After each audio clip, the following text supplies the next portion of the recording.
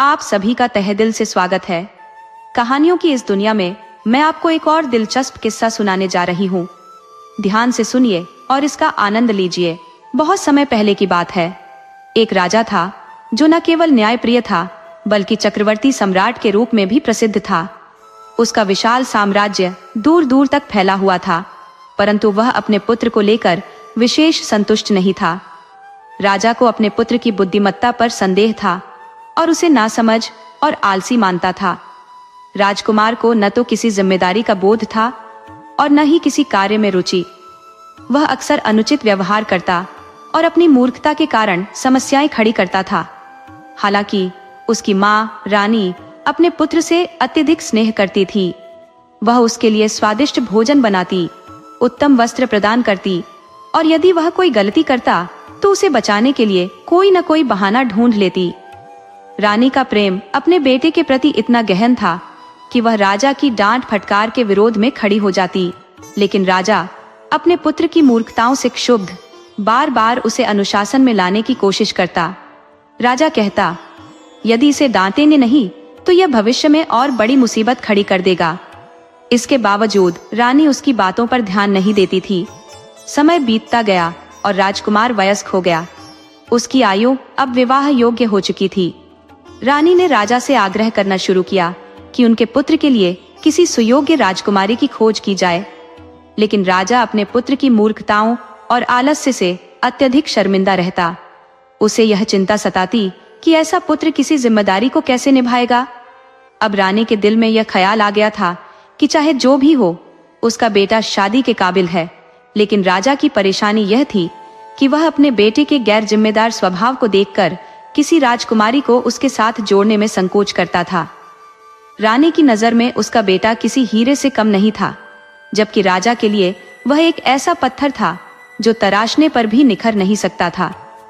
कभी कभी राजकुमार ऐसे हास्यास्पद और मूर्खतापूर्ण काम करता था जो राजा के लिए गहन शर्मिंदगी का कारण बन जाते। राजा ने मन ही मन ठान लिया था कि वह अपने पुत्र का विवाह नहीं करेगा। उसका मानना था कि यह मूर्ख व्यक्ति किसी भी लड़की की जिंदगी खराब करने का कारण बन सकता है, और राजा इतने सज्जन और न्यायप्रिय थे कि वह ऐसा अन्याय नहीं कर सकते थे। लेकिन रानी, जो अपने बेटे से अपार स्नेह करती थी, इस बात को लेकर चिंतित थी। उनके बेटे के साथ के सभी साथी विवाह कर चुके थे, पर उनका बेटा अब भी अविवाहित था। रानी बार बार राजा से विनती करती, आप हमारे बेटे का विवाह कर दीजिए, वह अब बड़ा हो गया है। लेकिन राजा हर बार उनकी बात को अनसुना कर देता और विवाह की चर्चा को टाल देता। रानी के मन में यही सपना था कि उनके बेटे का विवाह हो और घर में एक बहू आए। वह सोचती थी, मेरा बेटा कब तक यूं अकेला बैठेगा, उसकी शादी होनी चाहिए। मां होने के नाते वह यह स्वीकार करने को तैयार नहीं थी कि उनका बेटा किसी भी तरह अयोग्य है। उन्होंने राजा को समझाने की बहुत कोशिश की। रानी ने अपने पुत्र की छोटी छोटी समझदारी की घटनाएं गिनाकर यह साबित करने की कोशिश की कि उनका बेटा मूर्ख नहीं है। एक दिन जब रानी अपने बेटे की तारीफ कर रही थी तो राजा क्रोधित हो गया। वह चिढ़ते हुए बोला, तुम्हारा बेटा मूर्ख है और मैं उसकी शादी किसी के साथ नहीं कर सकता। मैं किसी लड़की की जिंदगी बर्बाद करने का जोखिम नहीं उठा सकता। अगर तुम्हें लगता है कि वह अक्लमंद है तो उसे यह साबित करना होगा। मैं उसे एक मौका देता हूँ। अगर वह इस परीक्षा में सफल होता है तो मैं उसकी शादी पर विचार करूंगा।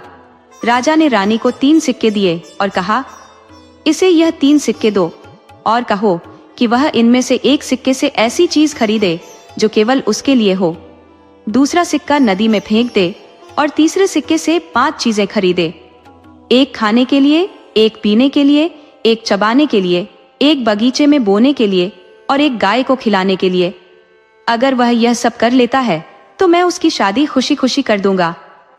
रानी यह सुनकर बहुत प्रसन्न हुई। उन्हें लगा कि उनके बेटे को कम से कम अपनी योग्यता साबित करने का अवसर तो मिलेगा। उन्होंने तुरंत अपने बेटे को बुलाकर राजा की परीक्षा के बारे में बताया और उसे 3 सिक्के थमा दिए। रानी ने बेटे को बुलाकर 3 पैसे दिए और राजा साहब की कही सारी बातें विस्तार से समझा दी। राजकुमार ने पैसे तो ले लिए, लेकिन उसे समझ नहीं आ रहा था कि इन शर्तों को कैसे पूरा करे। खैर, उसने सोचा कि पहले बाजार जाऊं और फिर कुछ करूं। राजकुमार बाजार पहुंचा और 1 पैसे का कुछ खाने की चीज खरीदी और खा लिया। इसके बाद वह नदी की तरफ गया। वहां पहुंचकर जैसे ही उसने दूसरा पैसा नदी में फेंकने की सोची, उसे समझ आया कि यह बेवकूफी होगी।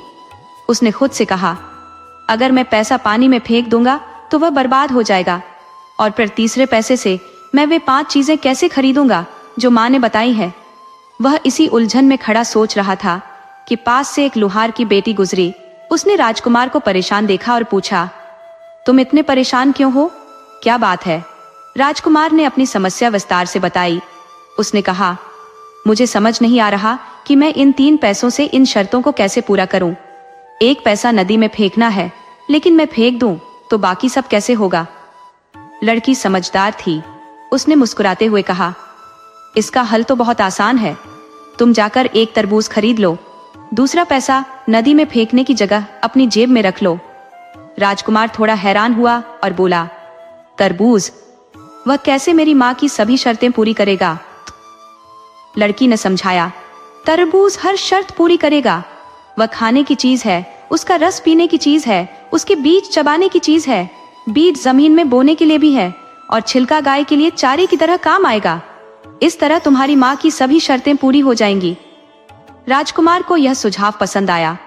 उसने तुरंत बाजार जाकर 1 तरबूज खरीदा और घर लौटा। जब उसने अपनी माँ को वह तरबूज दिया और पूरी बात बताई, तो माँ उसकी बुद्धिमानी देखकर गदगद हो गई। रानी ने खुशी खुशी वह तरबूज राजा को दिखाया और बोली, देखा, आप हमेशा मेरे बेटे को मूर्ख कहते रहते हैं। यह देखिए, उसने कितनी समझदारी से आपकी शर्तें पूरी की हैं। राजा ने तरबूज देखा और हैरान होकर बोला, यह यकीन करना मुश्किल है कि यह काम उसी मूर्ख ने किया है। जरूर किसी ने इसे यह करने की सलाह दी होगी। हालांकि राजा अभी भी पूरी तरह संतुष्ट नहीं हुआ, लेकिन उसने मान लिया कि शायद उसका बेटा मूर्ख होने के बावजूद थोड़ा बहुत अक्लमंद हो सकता है। जब रानी ने अपने बेटे से पूछा कि उसे यह तरकीब किसने सुझाई, तो राजकुमार ने सच सच बताया, पिताजी, यह विचार एक लोहार की बेटी ने दिया था। ये सुनते ही राजा ने तुरंत कहा, मैंने पहले ही कहा था कि यह तुम्हारा काम नहीं है। तुम तो बिल्कुल मूर्ख हो। खैर, अगर तुम्हारी माँ यही चाहती है तो हम तुम्हारी शादी करवा देंगे, लेकिन तुम्हारी शादी उसी होशियार लोहार की बेटी से होगी जिसने तुम्हारी मदद की है। रानी ने इस प्रस्ताव को खुशी खुशी स्वीकार कर लिया और बोली, यह तो सबसे अच्छा होगा। वह लड़की न केवल बुद्धिमान है, बल्कि उसने हमारे बेटे की मदद भी की।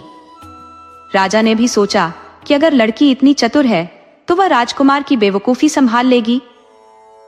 कुछ ही दिनों बाद राजा लोहार के घर गया। जब उसने वहां पहुंचकर दरवाजा खटखटाया, तो लोहार की बेटी ने ही दरवाजा खोला। राजा ने पूछा, बेटी, क्या घर में कोई है या तुम अकेली हो? लड़की ने जवाब दिया, जी हाँ, मेरे माता पिता घर पर नहीं है। राजा ने पूछा, वे कहाँ गए हैं? लड़की बोली, मेरे पिता एक कौड़ी का लाल खरीदने गए हैं और मेरी माँ शब्द बेचने गई है, लेकिन वे जल्दी ही लौट आएंगे। तब तक आप अंदर आकर उनका इंतजार कर सकते हैं। लड़की की बात सुनकर राजा थोड़ा हैरान हुआ और सोचने लगा, ये लड़की तो सचमुच बहुत समझदार है। इसके शब्दों में छिपे अर्थों को समझना हर किसी के बस की बात नहीं। फिर उसने लड़की से पूछा, यह कौड़ी का लाल और शब्द बेचने का क्या मतलब है? लड़की मुस्कुराते हुए बोली, पिताजी लैंप के लिए तेल लेने गए हैं और माँ शादी के लिए रिश्तेदारी की बात करने। राजा उसकी होशियारी से प्रभावित हुआ, लेकिन उसने अपनी भावनाएं प्रकट नहीं की। थोड़ी देर बाद लोहार और उसकी पत्नी घर लौटे। जब उन्होंने अपने घर में राजा को देखा तो वे हैरान रह गए। उन्होंने राजा का स्वागत किया और पूछा, महाराज, हमारे इस छोटे से घर में आने का कष्ट क्यों किया? राजा ने कहा, मैं अपने बेटे के लिए आपकी बेटी का हाथ मांगने आया हूँ। लोहार और उसकी पत्नी तो खुशी से फूले नहीं समाये। उन्होंने तुरंत इस रिश्ते के लिए हामी भर दी। आखिर कौन पिता नहीं चाहेगा कि उसकी बेटी रानी बने? शादी की तारीख तय हो गई। ये खबर पूरे राज्य में फैल गई, लेकिन जहां खुशी की बात थी, वहीं कुछ जलने वालों ने इस रिश्ते पर उंगलियां उठानी शुरू कर दी।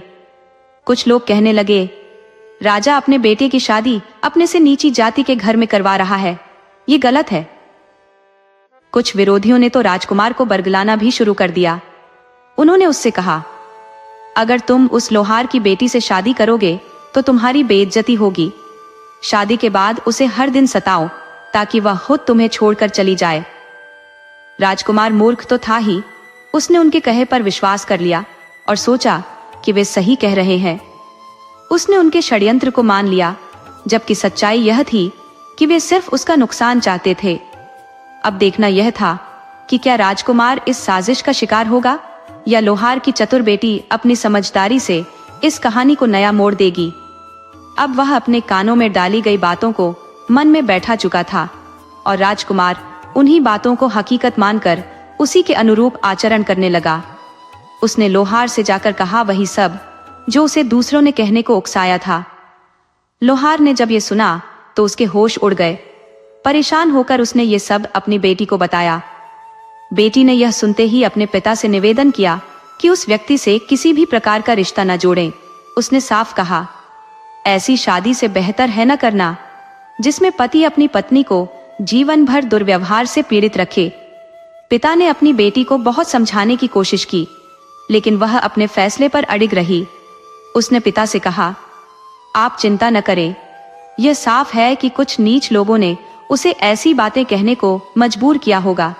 आप यह यकीन रखें कि वह ऐसा कुछ नहीं करेगा। शब्द और कर्म में बहुत फर्क होता है। शादी की तारीख नजदीक आई और विधिवत रस्मों के साथ विवाह संपन्न हुआ। दुल्हन ससुराल पहुंची और शादी की पहली रात जब सब गहरी नींद में थे, दूल्हा उठा। उसने सोचा कि उसकी पत्नी सो रही है और उसने एक जूता उठाकर उसे मारने की कोशिश की, मगर उसकी पत्नी सतर्क थी। उसने तुरंत आंखें खोल दी और शांत स्वर में कहा, आज की रात यह न करें, यह अपशगुन होगा। अगर आपको यह करना ही है तो कल कर लेना, लेकिन आज शादी की पहली रात में झगड़ा उचित नहीं। दूल्हे ने इस बात को मान लिया, लेकिन अगली रात उसने फिर वही करने की ठानी। इस बार उसकी पत्नी ने कहा, पहले हफ्ते में पति पत्नी का झगड़ना बड़े दुर्भाग्य की बात है। मैं जानती हूँ आप बुरे नहीं हैं, कृपया इस काम को 8वें दिन के लिए स्थगित कर दे, उसके बाद आप चाहे जो करें। इस बार भी उसने उसकी बात मान ली। हालांकि 7वें दिन मुसलमान रीति रिवाज के अनुसार दुल्हन को मायके जाना था। इस बीच राजकुमार के मित्रों ने उसे समझाया, तुम तो पूरे बेवकूफ बन गए हो, हमें उम्मीद नहीं थी कि तुम इस तरह बदल जाओगे।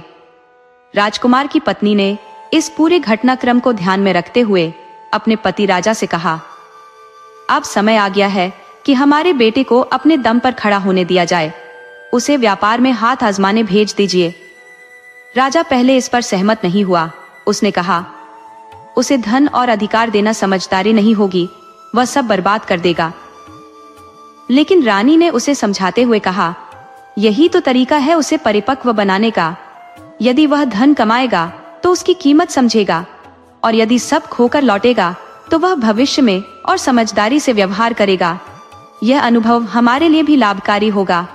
अंततः राजा अपनी पत्नी की बात मान गया और राजकुमार को व्यापार के लिए दूर भेज दिया।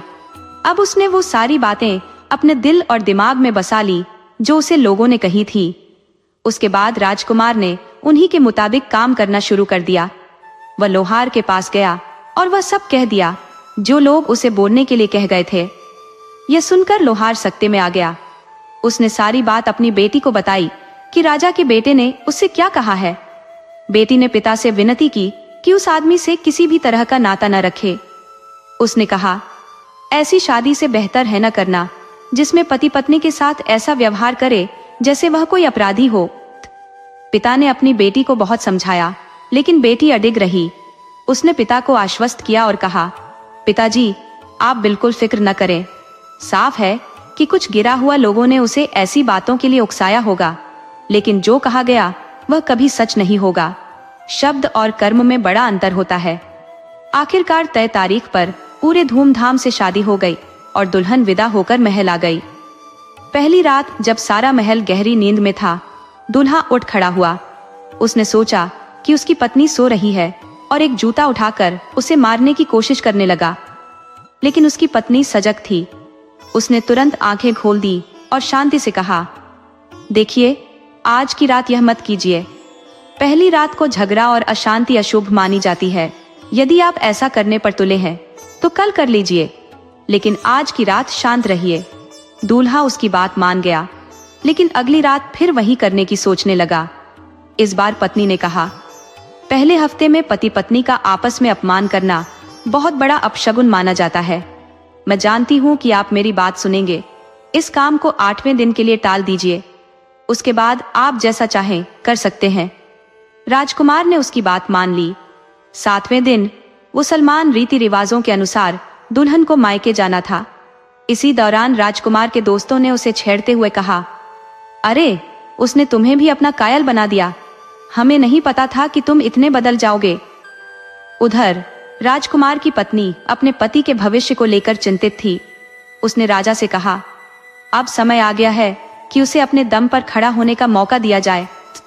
उसे थोड़ा धन और कुछ सामान देकर व्यापार के लिए बाहर भेज दीजिए। राजा ने पहले इनकार किया और कहा, उसे कुछ देना मतलब उसे बर्बादी के रास्ते पर धकेलना है। लेकिन रानी ने धैर्यपूर्वक समझाया, यदि वह कमाएगा तो धन का मूल्य समझेगा, और यदि सब कुछ खोकर लौटेगा तो वह परिपक्वता और अनुभव के साथ आगे बढ़ेगा। यह हर हाल में हमारे लिए लाभकारी होगा। आखिरकार राजा ने उसकी बात मान ली और राजकुमार को व्यापार के लिए दूर भेज दिया। राजा ने अपने पुत्र को बुलाकर कुछ धनराशि और सामान सौंपा तथा उसे व्यापार हेतु एक दूरस्थ प्रदेश जाने का आदेश दिया। राजकुमार अपने अनुचरों के संग एक लंबे काफिले के साथ यात्रा पर निकल पड़ा।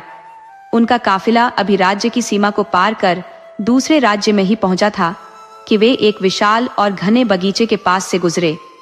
उस बगीचे के चारों ओर ऊंची दीवारें खींची हुई थी। राजकुमार ने जिज्ञासावश पूछा, यह कौन सी जगह है? नौकरों से अंदर जाकर देखने को कहा। जब वे लौटे तो उन्होंने बताया, 4 दीवारी के भीतर एक विशाल उद्यान है और उसमें एक भव्य इमारत है। जिज्ञासा से प्रेरित होकर राजकुमार स्वयं उस बगीचे के भीतर चला गया। वहां उसने एक सुंदर युवती को देखा जिसने उसे जुआ खेलने के लिए आमंत्रित किया। वह युवती अत्यंत चतुर और चालाक जुआरी थी। उसे ऐसी सभी तरकीबें आती थी जिनसे वह अपने विरोधी का सर्वस्व हड़प ले। उसकी एक अनोखी चाल यह थी कि खेलते समय वह एक बिल्ली साथ रखती थी जिसे उसने विशेष रूप से प्रशिक्षित किया था।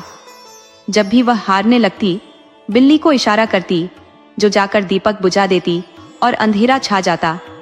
इसी चालाकी से उसने राजकुमार को भी हराया।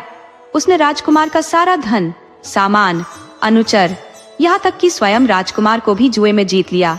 जब राजकुमार के पास कुछ भी शेष नहीं रहा तो उसे कैद खाने में डाल दिया गया, जहां उसका बड़ा बुरा हाल हुआ। वह अपनी इस दुर्दशा पर ईश्वर से विनती करने लगा, हे भगवान, या तो मुझे यहाँ से मुक्त कर दो या इस संसार से उठा लो। एक दिन उसने जेल के द्वार के सामने से गुजरते हुए एक व्यक्ति को देखा। राजकुमार ने उसे पुकारा और पूछा, तुम कहाँ से आए हो और किस देश के हो? उस व्यक्ति ने जवाब दिया कि वह उसी देश से आया है जिसका राजा राजकुमार का पिता है। यह सुनकर कैद राजकुमार ने उस व्यक्ति से कहा, यदि तुम मुझ पर एक उपकार कर सको तो इन 2 चिट्ठियों को मेरे पिता और मेरी पत्नी तक पहुंचा देना। जब तक इस युवती का कर्ज नहीं चुकाया जाता, मैं यहाँ से मुक्त नहीं हो सकता। यदि तुम मेरी मदद करोगे तो मैं इसे जीवन भर नहीं भूलूंगा। वह व्यक्ति राजी हो गया और चिट्ठियां लेकर अपने रास्ते पर चल पड़ा। उसने अपने पिता को लिखी चिट्ठी में अपनी पूरी कहानी का उल्लेख किया और अपनी पत्नी को दी। चिट्ठी में उसने लिखा कि उसने भारी मुनाफा कमाया है और अब वह जल्दी ही घर लौटेगा और जैसे उसने पहले कहा था वैसे ही अपनी पत्नी को सजा देगा। जब वह व्यक्ति अपने काम को पूरा करके देश लौटा तो दोनों चिट्ठियां पढ़ने लिखने में अक्षम थे। नतीजतन उसने गलती से पिता की चिट्ठी पत्नी को और पत्नी की चिट्ठी पिता को दे दी। पिता ने खुश होकर चिट्ठी पढ़ी, मगर यह सोचने पर मजबूर हो गया कि उसकी बहू को क्यों चिट्ठी भेजी गई और बेटे ने अपनी पत्नी को पीटने की बात क्यों लिखी थी। वहीं जब राजकुमार की पत्नी ने अपनी चिट्ठी पढ़ी तो वह बहुत दुखी हुई। उसे यह समझ में नहीं आया कि उसके पति ने अपने पिता को क्यों लिखा था और वह चिट्ठी उसे क्यों नहीं लिखी थी। यह उलझन बढ़ गई और वह अपने ससुर के पास जाकर चिट्ठी की स्थिति बताई। ससुर और बहू दोनों ने चिट्ठियों को देखा और अंत में सारी गुत्थी सुलझाई, क्योंकि दोनों चिट्ठियों में अलग अलग बातें लिखी गई थी। बहू की समझदारी और चतुराई ने इस स्थिति को सुलझा लिया। उसने अपने ससुर से बात की और मदद पाने के लिए अपने पति को बचाने की योजना बनाई। ससुर ने उसे जाने की पूरी अनुमति दी और यात्रा के लिए धन भी दिया। बहू ने पुरुषों का रूप धारण किया और निकल पड़ी। रास्ते में वह उस जगह पहुंची जहां वह सुंदर लड़की रहती थी। उसने उस लड़की को यह सूचना दी कि वह एक बड़ी व्यापारी की बेटी है और बेहद माहिर जुआरी है और वह उसके साथ जुआ खेलना चाहती है। लड़की ने तुरंत राजी होकर कहा कि वह खेल में भाग लेगी, क्योंकि वह खुद उस राजकुमार की बहू थी, लेकिन अब वह मर्दाना रूप में थी। उस शाम दोनों के बीच खेल का आयोजन हुआ। इस बीच बहू ने उस लड़की के नौकरों से बातचीत करते हुए सारी जानकारी इकट्ठा कर ली कि उसकी मालकिन अपनी जीत के लिए कौन सी चालें इस्तेमाल करती है। शुरुआत में नौकरों ने उसे कुछ बताने में हिचकिचाया, लेकिन कुछ रिश्वत मिलने के बाद वे सब कुछ बताने के लिए तैयार हो गए। उन्होंने बहू को बताया कि उनकी मालकिन अपनी जुआ जीतने की तरकीब के रूप में एक बिल्ली का इस्तेमाल करती है। यह सुनकर बहू वहां से चली गई और फिर शाम को वापस आई। लड़की ने उसे प्रणाम भेजा और बहू उसके साथ एक चुरा लाई थी। उसने अपने कोट की जो उम्मीद थी उसे उसने बड़ी चतुराई से छिपा लिया था। खेल की शुरुआत हुई और अपनी अपूर्व कला के कारण बहू ने तेजी से जीतना शुरू कर दिया। ये देखकर नीचे जो लड़की थी उसने अपनी बिल्ली को इशारा किया। बिल्ली तुरंत ही दीपक की दिशा में बढ़ गई। उसी क्षण बहू ने अपनी आस्तीन से एक चूहा निकालकर उसे छोड़ दिया। जैसे ही चूहा दौड़ पड़ा, बिल्ली भी उसे पकड़ने के लिए पीछे भागी। कमरे में सारी चीजें इधर उधर हो गई और लड़की थोड़ी उलझन में पड़ गई। तब बहू ने गंभीरता से पूछा, क्या हम खेल जारी रखें? अब कोई शर्त या समझौता नहीं था, बस खेल शुरू हो गया। सुबह का सूरज उगा और बहू ने सभी बाजियां जीत ली। उसने न केवल अपने पति का धन और वस्तुएं जीत ली, बल्कि उस लड़की का धन, सामान और नौकर चाकर भी कब्जा कर लिया। इतनी आसानी से जीतने के बाद उसने सब कुछ बड़े बड़े संदूकों में बंद कर लिया और सभी कैदियों को मुक्त कर दिया। उसके पति भी उन कैदियों में थे, तो उसने उन्हें धन्यवाद दिया कि उन्होंने उन्हें आजाद किया। लेकिन बहू का मर्दाना रूप देखकर वह उसे पहचान न सका। वह अपनी पत्नी को बिल्कुल अलग रूप में देख रहा था। उसने उसे ध्यान से देखा और पूछा, क्या वह मेरा सरदार बनना चाहेगा? मजबूरी में राजकुमार ने इसका स्वीकार किया। बहू ने उसके पुराने फटे कपड़े उतारकर उसे सरदार जैसे वस्त्र पहनाए। अब वह सरदार तैयार था और बहू ने उसके कपड़े लकड़ी के छोटे से संदूक में रख दिए, जिनकी चाबी उसने सरदार को सौंप दी। बाकी का सामान और चाबियां अपने पास रखते हुए बहू ने कहा कि वह जरूरी काम के लिए अलग दिशा में जाएगी और उसने सरदार से कहा कि वह सीधा शहर जाए और सभी वस्तुएं सुरक्षित रखे। उसने सरदार को यह भी बताया कि यदि वह 20 दिनों तक वापस नहीं आई तो सारा सामान सरदार का हो जाएगा। इतना कहकर बहू अपने घर वापस लौट आई, जबकि सरदार, जो अब उसका पति था, अपने साथ वह लड़की, नौकर और सारा सामान लेकर अपने पिता के घर लौट आया। अपने घर लौटने के बाद बहू ने अपने पिता से यह घटना पूरी तरह छिपाने का अनुरोध किया।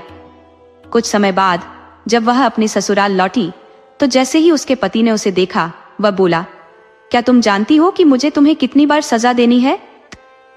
ये कहते हुए उसने अपने जूते को निकालने का बहाना किया। इसके बाद उसके माता पिता ने कहा, क्या तुम घर लौटने का यह अद्वितीय अवसर ऐसे छोटे काम करके गवा दोगी?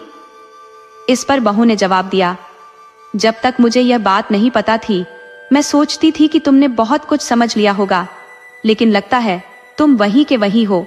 देखो, ये बक्सा लाओ और उसे खोलो। इसमें रखे कपड़े देखकर बताओ, ये किसके हैं, तुम्हारे या किसी और के? फिर वह बोली, याद करो, जेल में तुमसे कैसे बुरा व्यवहार किया गया था, तुम्हें कितना मारा गया था, तुम्हें कितना घटिया खाना दिया गया था और कितनी गालियां दी गई। तुम अब भी उन बुरे वक्तों को याद करके कांप जाते होंगे ना? फिर उसने अपनी बातों का सिलसिला जारी रखते हुए कहा, जो रानी थी वह राजकुमार की पत्नी थी। मैंने राजकुमार से सारी बातें कह दी और बताया कि मैं एक अमीर सौदागर की बेटी हूँ। जो भेष बदल कर तुम्हारी मदद करने आई थी। तुम्हारी लिखी हुई चिट्ठी मेरे पास आई और मैंने उसमें तुम्हारी सारी दुख भरी बातें पढ़ी, लेकिन तुम्हारी मुक्ति के लिए मैंने पिताजी से अनुमति लेकर तुम्हारी मदद की योजना बनाई। मैंने एक साधु का भेष अपनाया और उस लड़की से मिली जिसने तुम्हें धोखा दिया था। मैंने उसके साथ जुआ खेला और तुम्हारा सब कुछ उससे जीत लिया जो तुम हार चुके थे। इतना ही नहीं, उसके पास से भी सब कुछ जीत लिया। वह लड़की अब भी जीवित है। जाओ और उससे पूछो कि क्या वह मुझे पहचानती है। जब राजकुमार ने यह सुना तो वह पूरी तरह से चौंक गया। वह भौचक्का रह गया कि सौदागर के रूप में बहू ने उसकी पत्नी के साथ जुआ खेला और सब कुछ जीत लिया। यह सुनकर वह चुप हो गया। राजा और रानी की ओर देखकर राजकुमार ने अपने मन में सोचा कि वह अब भी अपने बेटे को मूर्ख ही समझते हैं। रानी ने बहू को आशीर्वाद दिया और कहा, अब तुम्हें यह समझ में आ ही गया होगा कि तुम्हारा बेटा कितने बड़े बेवकूफ है जो एक हीरे की कद्र नहीं कर पाता।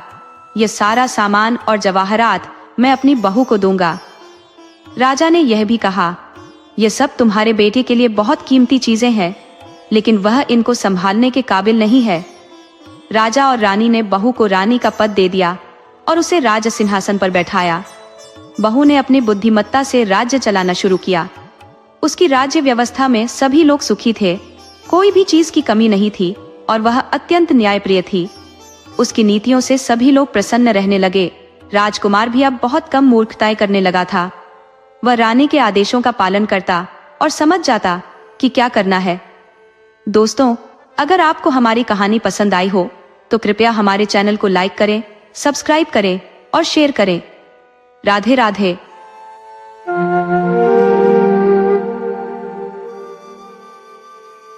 बहुत समय पहले की बात है। एक गांव में सोहन नामक एक निर्धन व्यक्ति रहता था।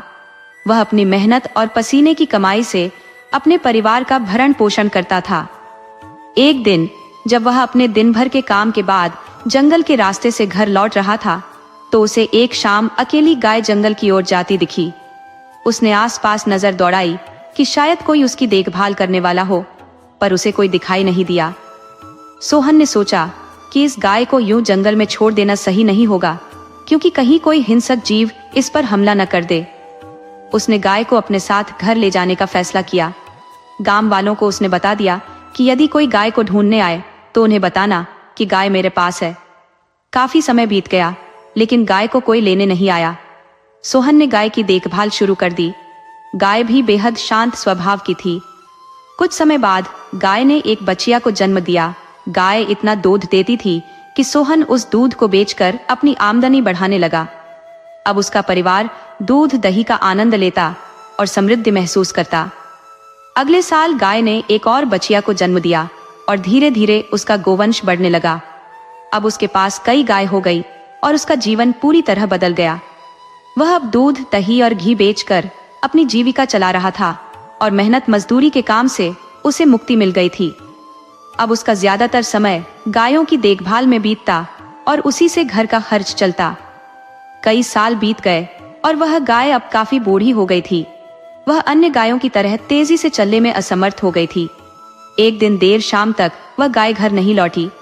सोहन की पत्नी ने उसे आवाज लगाई, सुनते हो, हमारी भाग्यवान गाय अभी तक नहीं आई, जरा जाकर देखो कहाँ रह गई।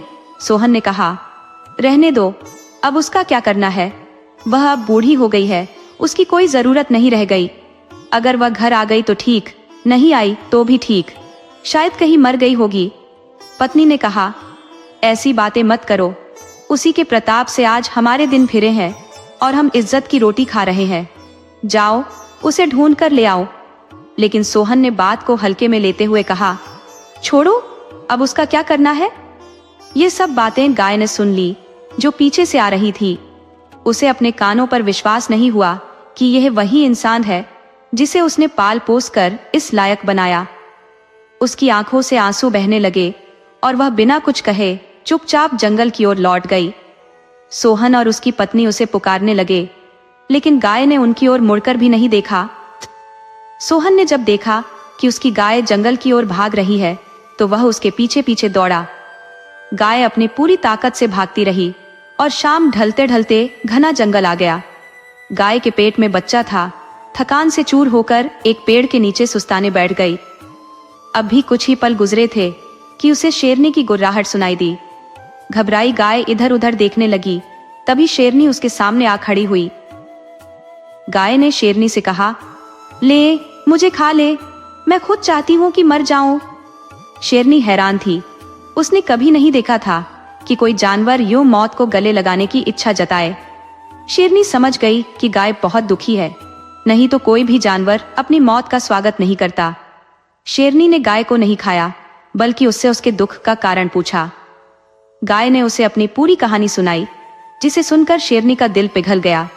शेरनी ने उसे खाना छोड़कर अपनी गुफा में ले जाने का प्रस्ताव रखा और कहा, अब से तुम मेरी बहन हो, कोई भी जानवर तुम्हें नुकसान नहीं पहुंचा सकेगा।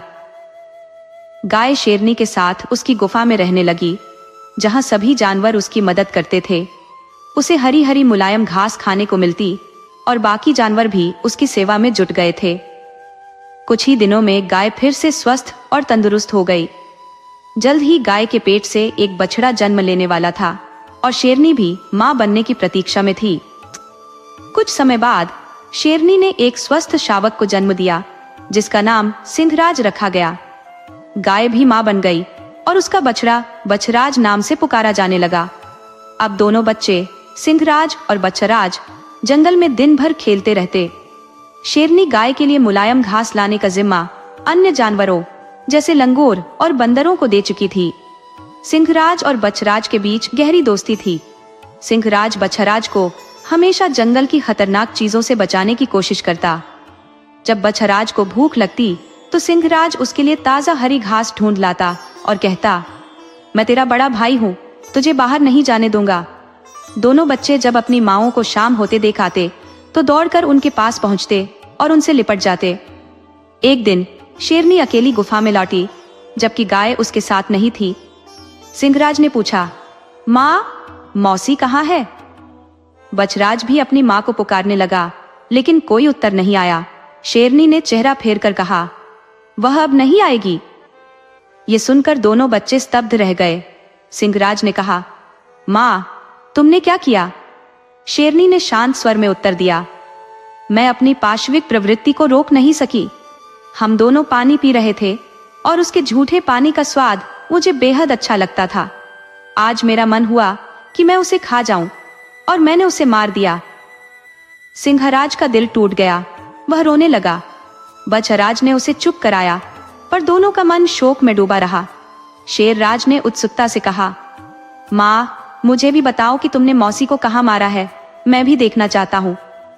शेरनी के साथ दोनों बच्चे चल पड़े। शेरनी उन्हें एक ऊंचे टीले पर ले गई और नीचे की ओर इशारा कर बोली, वो देखो बेटा, नीचे। शेरराज ने कहा, माँ, मुझे कुछ भी नजर नहीं आ रहा। शेरनी और किनारे पर चढ़कर दिखाने लगी। इससे पहले कि शेरनी कुछ समझ पाती, शेरराज ने उसे अचानक धक्का दे दिया। शेरनी टीले से नीचे गिर पड़ी और दर्द से कराह उठी। उसका जीवन वहीं समाप्त हो गया।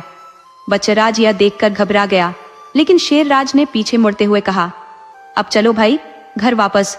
जैसे को तैसा, अब तेरी भी मां नहीं रही और मेरी भी नहीं। अब हमें अपनी जिंदगी खुद ही जीनी होगी। दोनों बच्चे वापस गुफा में आ गए और भूखे ही रात बिताई। उधर वह किसान जिसने गाय का अपमान किया था, उसे वापस बुलाने की कोशिश की थी, लेकिन गाय नहीं लौटी। उसके घर से गाय के जाने के बाद उसकी बाकी गायों ने भी शोर मचाना शुरू कर दिया था। कुछ गायों ने रस्सी तोड़कर जंगल की राह पकड़ ली और जो घर में रहीं, उन्होंने दूध देना बंद कर दिया। दूसरे दिन तक सारी गायें गायब हो गईं। उस रात किसान ने भगवान के सपने में दर्शन पाए। भगवान ने उससे कहा, मैंने तेरी गरीबी पर दया करके तुझे यह वरदान दिया था, पर तूने इसका एहसान मानने के बजाय उसका अपमान किया। अब भुगत। फिर से वही पुरानी गरीबी, भोग और जी। किसान की हालत फिर से बदतर हो गई। दूसरी तरफ शेरराज पूरी रात इस चिंता में पड़ा रहा कि बछराज अभी बहुत छोटा और नासमझ है। अगर वह उसे अपने साथ ले गया तो जंगल में कई शिकारी हैं जो उसे आसानी से मार सकते हैं, और अगर वह उसे साथ रखेगा तो खुद भी शिकार नहीं कर पाएगा। उसने एक चाल सोची। सुबह होते ही वह एक जगह बैठकर गांव के मवेशियों को देखने लगा। बछराज से कहा, तू मेरे सामने ही चर, ताकि मैं तुझे देखता रहूं, कोई जानवर पास नहीं आएगा। बछराज घास चरता रहा। तभी शेरराज की नजर एक बैल पर पड़ी। उसने चुपके से बैल के पास जाकर उसकी गले की घंटी उतारी और बैल को छोड़ दिया। फिर वह घंटी लेकर बछराज के पास आया और उसकी गर्दन में बांध दी। शेरराज ने कहा, देख बछराज, मैं हर समय तेरे साथ नहीं रह सकता, मुझे भी शिकार करना होता है, इसलिए जब तक तू छोटा है ये घंटी तेरी रक्षा करेगी। जब भी तुझे कोई खतरा महसूस हो घंटी बजा देना, मैं तुरंत आ जाऊंगा। बछराज घंटी देखकर बहुत खुश हुआ। उसकी आवाज उसे बहुत अच्छी लगी। घंटी उसके लिए एक खिलौने जैसी बन गई। शेरराज ने उसे समझाकर शिकार पर निकलने का इरादा बनाया, लेकिन बछराज कहाँ मानने वाला था। थोड़ी ही देर में वह घंटी से खेलने लगा, उछल उछल कर उसे बजाने लगा। जैसे ही शेरराज ने घंटी की आवाज सुनी, वह दौड़ता हुआ वापस आया। उसने देखा कि बछराज खेल रहा था। शेरराज ने उसे डांटते हुए कहा, ऐसा मत किया कर, मेरी जान निकल गई थी, मुझे लगा तुझ पर कोई खतरा आ गया है। बछराज मासूम बनकर बोला, भैया अब मैं नहीं करूंगा। शेरराज फिर जंगल की ओर चल पड़ा और शाम को वापस आकर बछराज के लिए ढेर सारी ताजा घास लाया। अगली सुबह शेरराज ने उसे समझाकर फिर शिकार पर निकला। उसे एक हिरण दिखाई दिया। वह दबे पांव उसके पास पहुंचा और झपटने ही वाला था कि अचानक घंटी की आवाज उसके कानों में गूंजी। वह चौंक गया और तुरंत गुफा की ओर दौड़ा। जब वह गुफा के पास पहुंचा तो देखा कि बछराज फिर से खेल रहा था, घंटी बजाते हुए। सिराज ने अपने मन को शांत करते हुए बछराज को समझाया, ऐसा मत किया करो, और फिर शिकार पर निकल गया। अभी कुछ ही दूर गया था कि घंटी की आवाज सुनाई दी और वह फिर भागता हुआ वापस आया। बछराज ऐसा कई दिन तक करता रहा, जिससे सिराज को लगा कि उसने अपने सिर पर मुसीबत पाल ली है। जब वह अगले दिन फिर शिकार पर निकला, उसने बछराज को सख्त लहजे में समझाया, बेवजह घंटी मत बजाना। पर जैसे ही वह थोड़ी दूर गया, घंटी फिर से बज उठी। सिराज ने उसे डांटा और फिर से शिकार पर चला गया।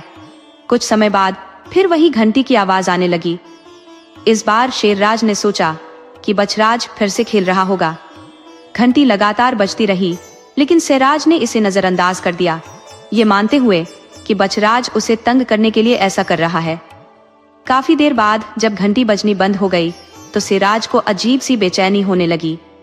वह दौड़ता हुआ वापस गुफा की ओर भागा और जैसे ही वह पहुंचा, उसकी सांसें थम सी गईं। गुफा के सामने बछराज की निर्ममता से हत्या कर दी गई थी और 4 जल्लाद उसे काट रहे थे। सिराज को देखकर वे जल्लाद हक्के बक्के रह गए, पर शेरराज ने उन्हें मारने के बजाय रोना शुरू कर दिया। फिर उसने रोते हुए जल्लादों से कहा, ये मेरा भाई था और तुमने इसे मारकर बहुत बड़ा पाप किया है। जो अब अगर इस पाप से मुक्ति चाहते हो तो लकड़ियां इकट्ठी करो और यहाँ एक चिता तैयार करो। जल्लादों ने वैसा ही किया जैसा शेरराज ने कहा। जब चिता तैयार हो गई तो शेरराज ने बछराज के शव को उठाकर चिता पर रखा और 4 जल्लादों को भी जिंदा ही चिता में डाल दिया। इसके बाद शेरराज खुद भी उस चिता में कूद गया और सब कुछ जलकर भस्म हो गया।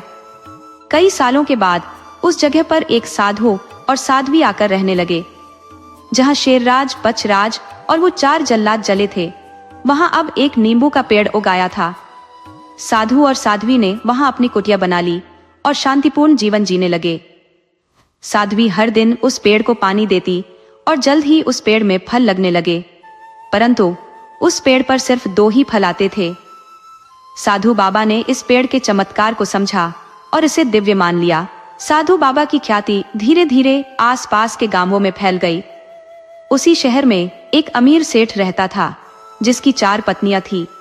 उसकी कई शादियां हो चुकी थी, पर उसे औलाद नहीं हो पा रही थी। उसने अपनी सबसे बड़ी पत्नी को छोड़ दिया था और बाकी पत्नियों के साथ ठाठ से रहता था। वह जब मन करता बड़ी पत्नी के घर जाकर उसके जरूरी काम पूरे करता, लेकिन उसे ज्यादा महत्व नहीं देता था। एक दिन साधु बाबा उस सेठ के घर भिक्षा मांगने पहुंचे। सेठ की पत्नियों ने बाबा से कहा, महाराज, हमारी कोई संतान नहीं है। हमने कई उपाय किए हैं, पर कोई हल नहीं निकला। कृपया हमें कोई उपाय बताइए। साधु बाबा ने कहा, ठीक है, मैं तुम्हें एक उपाय बताऊंगा, लेकिन मेरी एक शर्त है। सेठ, जो वहीं बैठा था, बोला, बाबा, आपकी क्या शर्त है? बाबा ने कहा, जब तुम्हारा पुत्र होगा तो तुम मुझे एक पुत्र दान में दोगे।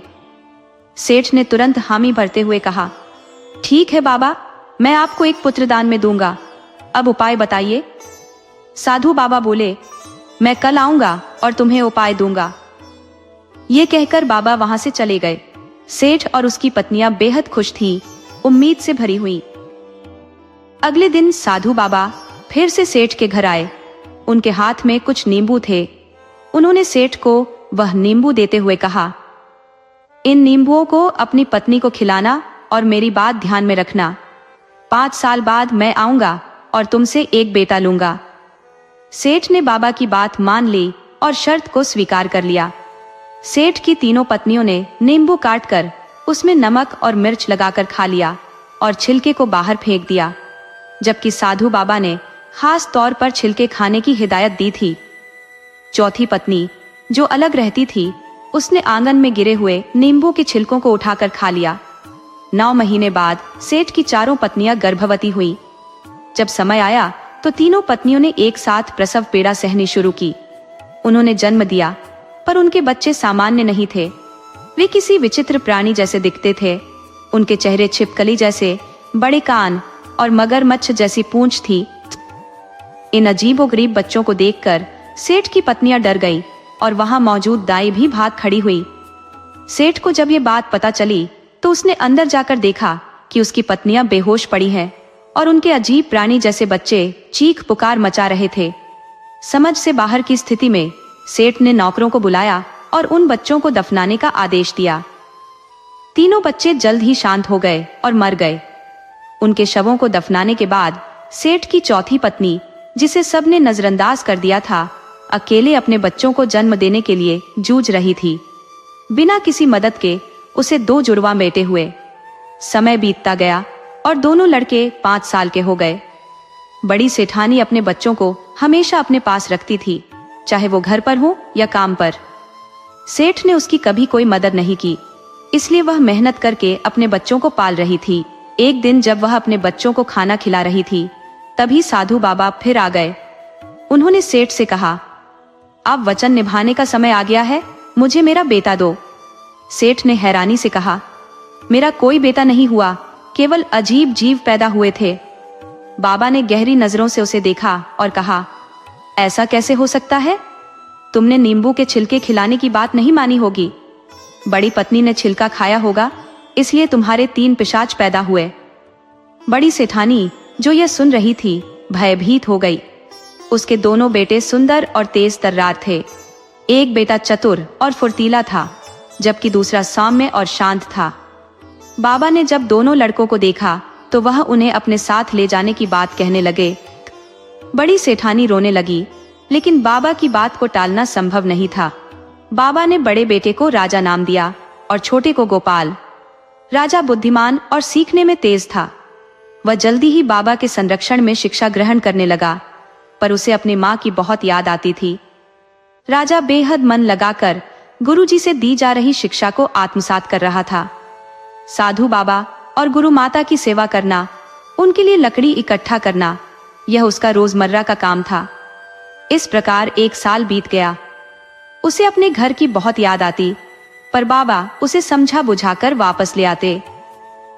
इस प्रकार राजा को बाबा के सानिध्य में लगभग 7 से 15 साल बीत गए। अब वह एक असाधारण शक्ति और विद्या वाला युवक बन चुका था, जिसने कई जादुई विद्या सीख ली थी। लेकिन एक अंतिम विद्या थी जिसे बाबा उसे सिखाना नहीं चाहते थे, क्योंकि बाबा की इच्छा थी कि राजा उनके साथ ही हमेशा रहे और वह अपने घर या भाई के पास लौटकर न जाए। राजा अपने परिवार की दयनीय स्थिति को देखकर भीतर से बहुत टूट जाता था। उसका पिता उसकी माँ की कोई सहायता नहीं करता था और उसकी माँ और भाई लोगों के घरों में काम करके अपना गुजर बसर कर रहे थे। राजा अपने घर लौटना चाहता था, लेकिन अधूरी विद्या का कोई महत्व नहीं होता। उसे यह डर भी था कि बाबा किसी भी समय उस पर क्रोध कर सकते थे। इसलिए उसने गुरु माता की शरण ली और जब बाबा कहीं बाहर जाते थे तो वह गुरु माता से अंतिम विद्या सीखने लगता। गुरु माता ने उसे यह कहा कि बाबा को इसकी भनक नहीं लगनी चाहिए। राजा ने गुरु माता से कहा, मैं अब घर लौटने की सोच भी नहीं रहा, आप मुझे अपना पुत्र समझिए, मैं हमेशा आपके साथ ही रहूंगा। गुरु माता को विश्वास हो गया कि राजा अब उनके साथ ही रहेगा, इसीलिए उन्होंने उसे शिक्षा देना शुरू कर दिया। 6 महीने में राजा ने वह अंतिम विद्या भी पूरी कर ली। जब गुरु माता को यकीन हो गया कि राजा पूरी तरह से शिक्षित हो गया है, तो एक सुबह राजा अपने घर लौट आया।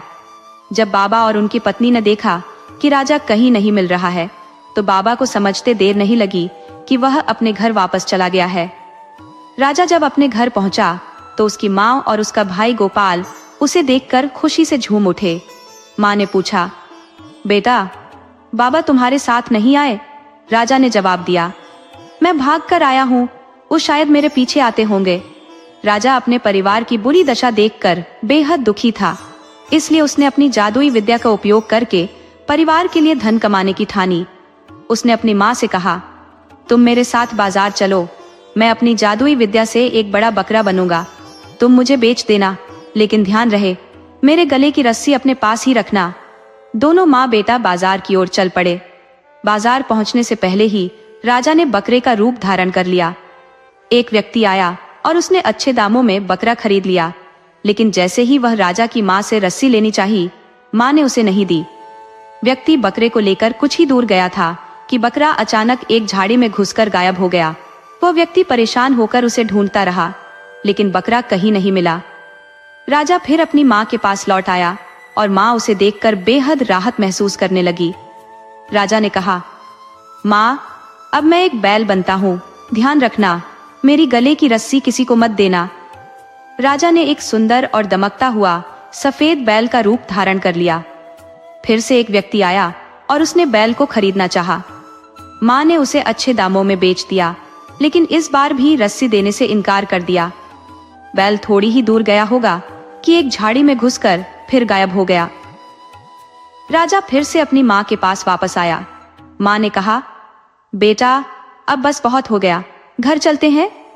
राजा ने जवाब दिया, माँ, बस एक बार और, इस बार मैं एक शानदार घोड़ा बनता हूँ, ध्यान रहे मेरी लगाम किसी को मत देना। राजा ने एक बेहद सुंदर और चमकता हुआ घोड़े का रूप धारण कर लिया। तभी बाबा को अपनी दिव्य दृष्टि से पता चल गया कि राजा क्या कर रहा है। बाबा ने भेष बदलकर बाजार का रुख किया। जब वह वहां पहुंचे तो राजा घोड़े के रूप में खड़ा था। बाबा ने उसकी माँ से पूछा, क्या तुम घोड़ा बेचोगी? माँ ने कहा, हाँ, बेचने के लिए ही तो लाई हूँ। बाबा ने उसकी माँ को खूब सारा धन दिया और घोड़े को खरीद लिया। जैसे ही बाबा ने घोड़े की लगाम थामी, राजा की माँ उसे वापस निकालने लगी, लेकिन बाबा ने झटके से लगाम छीन ली। माँ जोर जोर से चिल्लाई, लगाम छोड़ो, पर बाबा ने ठान लिया था कि वह उसे नहीं छोड़ेगा। उसने घोड़े को पूरी रफ्तार से दौड़ा दिया। हवा की तेजी से भागते हुए घोड़ा, जो वास्तव में राजा था, अब थकने लगा था, पर बाबा उसे और तेज दौड़ाता रहा। राजा को ऐसा लग रहा था कि उसकी जान बस अब जाने वाली है। तभी वे बाबा की कुटिया के पास पहुंच गए। बाबा ने घोड़े को बाहर धूप में बांध दिया। धूप और प्यास से राजा का हाल बेहाल था। गुरु माता को उस पर दया आ गई। उन्होंने कहा, मैं इसे पानी पिलाने ले जाती हूँ। बाबा ने गुस्से में जवाब दिया, मरने दो इसे, यही इसका अंजाम है। पर गुरु माता ने आग्रह किया, मैं सिर्फ पानी पिलाकर इसे यहीं छोड़ दूंगी, कुछ और नहीं करूंगी। बाबा ने चेतावनी दी, लेकिन रस्सी मत छोड़ना। गुरु माता राजा को तालाब तक पानी पिलाने ले गई। उन्होंने रस्सी कसकर पकड़ी हुई थी, पर घोड़े ने अचानक झटका मारा और रस्सी उनके हाथ से छूट गई। घोड़ा तुरंत तालाब में कूद गया और राजा का असली रूप वापस आ गया। राजा पानी के अंदर ही छिपा रहा। वहीं एक बैल पानी पीने आया। राजा ने उसकी नाक में प्रवेश कर लिया। गुरु माता भागती हुई कुटिया पर पहुंची और बाबा को सारी बात बताई। बाबा तुरंत तालाब पर पहुंचा और बैल को पहचान कर उसे खरीद लिया। बाबा ने बैल को भी धूप में बांध दिया। वह चाहता था कि बैल प्यास से तड़प कर खुद पानी पीने तालाब जाए, लेकिन इस बार वह खुद बैल को पानी पिलाने ले गया। जैसे ही बैल तालाब में घुसा, राजा ने बैल की नाक से निकलकर एक कबूतर का रूप धारण कर लिया और आसमान में उड़ गया। कबूतर हवा में कलाबाजियां खाने लगा और बाबा ने चील का रूप धारण कर उसका पीछा किया। चील बहुत तेजी से कबूतर के करीब आ रही थी और कबूतर को लग रहा था कि अब उसे कोई नहीं बचा सकता। उड़ते उड़ते कबूतर उस देश की सीमा में पहुंच गया जहां की राजकुमारी अपने महल की बालकनी में बैठी अपने बाल सुखा रही थी। कबूतर ने एक शानदार मौका देखा और तुरंत राजकुमारी के गले का हार बन गया। चील ने जब देखा कि कबूतर हार में बदल गया है तो वह वापस लौट गया। राजकुमारी बेहद खूबसूरत थी। उसने अपने गले में पड़े सुंदर मोती के हार को देखा और हैरान रह गई। आसमान से ये हार मेरे गले में कैसे आ गया? उसने खुद से सवाल किया। वह आईने के पास गई और हार को निहारने लगी। तभी हार ने अपना रूप बदला और वह एक सुंदर युवक में तब्दील हो गया। युवक का चेहरा बेहद तेजस्वी था, जैसे जंगल का शेर अपने शिकार को घूर रहा हो। राजकुमारी डरकर चीखने वाली थी, लेकिन युवक ने उसके मुंह पर हाथ रख दिया। युवक ने अपनी कहानी बताई और राजकुमारी उसे बड़े ध्यान से सुनने लगी। वह राजा की बातें सुनकर उसकी ओर खींचने लगी। जिस तरह के युवक का सपना वह देखती थी, राजा उससे कहीं ज्यादा साहसी और आकर्षक था। रात होते ही राजा फिर से हार बन जाता और सुबह होते ही वापस युवक का रूप धारण कर लेता। इधर बाबा को राजा के ठिकाने का पता चल गया था। बाबा और उसकी पत्नी ने रूप बदलकर एक नर्तक और तबला वादक का रूप धारण कर लिया और उसी राज्य में आ पहुंचे। उस राज्य के राजा को खबर मिली कि एक बेहतरीन नाचने गाने वाली जोड़ी उनके राज्य में आई है, तो उन्होंने उन्हें महल में बुला लिया। 2 दिनों तक महफिल सजी रही। राजा ने राजकुमारी को समझा दिया कि बाबा नर्तक के रूप में आया है और वह तुम्हारे गले में पड़े हार की मांग करेगा। राजकुमारी ने पहले तो देने से मना कर दिया, पर राजा ने कहा, मैंने वचन दिया है, तुम्हें हार देना होगा। राजकुमारी ने गुस्से में आकर अपने गले का हार तोड़कर फेंक दिया। जैसे ही हार टूटा, बाबा ने मुर्गे का रूप धारण कर लिया और हार के मोतियों को चुगने लगा। तभी एक मोती दीवार के छेद में गिर गया। जैसे ही मुर्गा उसे खाने के लिए अपनी गर्दन छेद में डाली, छेद के अंदर बैठी एक बिल्ली ने उसकी गर्दन मरोड़ दी। मुर्गे का अंत हो गया। उस छेद से एक सुंदर युवक बाहर निकला, जो राजा का सच्चा रूप था। बाबा जो मुर्गा बना था, उसकी हड्डियां जमीन पर पड़ी रहीं। राजकुमारी के पिता ने राजा को दंड देने का आदेश दिया। तभी राजकुमारी सामने आकर बोली, पिताजी, मैं इस युवक से ही विवाह करना चाहती हूँ। मैं इसे अच्छे से जानती हूँ। राजकुमारी और राजा का विवाह धूमधाम से हुआ। राजा को उस राज्य का राजा घोषित किया गया। उन्होंने अपनी माँ और भाई को भी अपने साथ बुला लिया। अपने भाई को मंत्री और माँ को राजमाता बना दिया। इस प्रकार उनके जीवन में सुख समृद्धि आ गई और जो लोग राजा की कामयाबी से जलते थे, वे अपनी ईर्ष्या में जलते भुनते रह गए।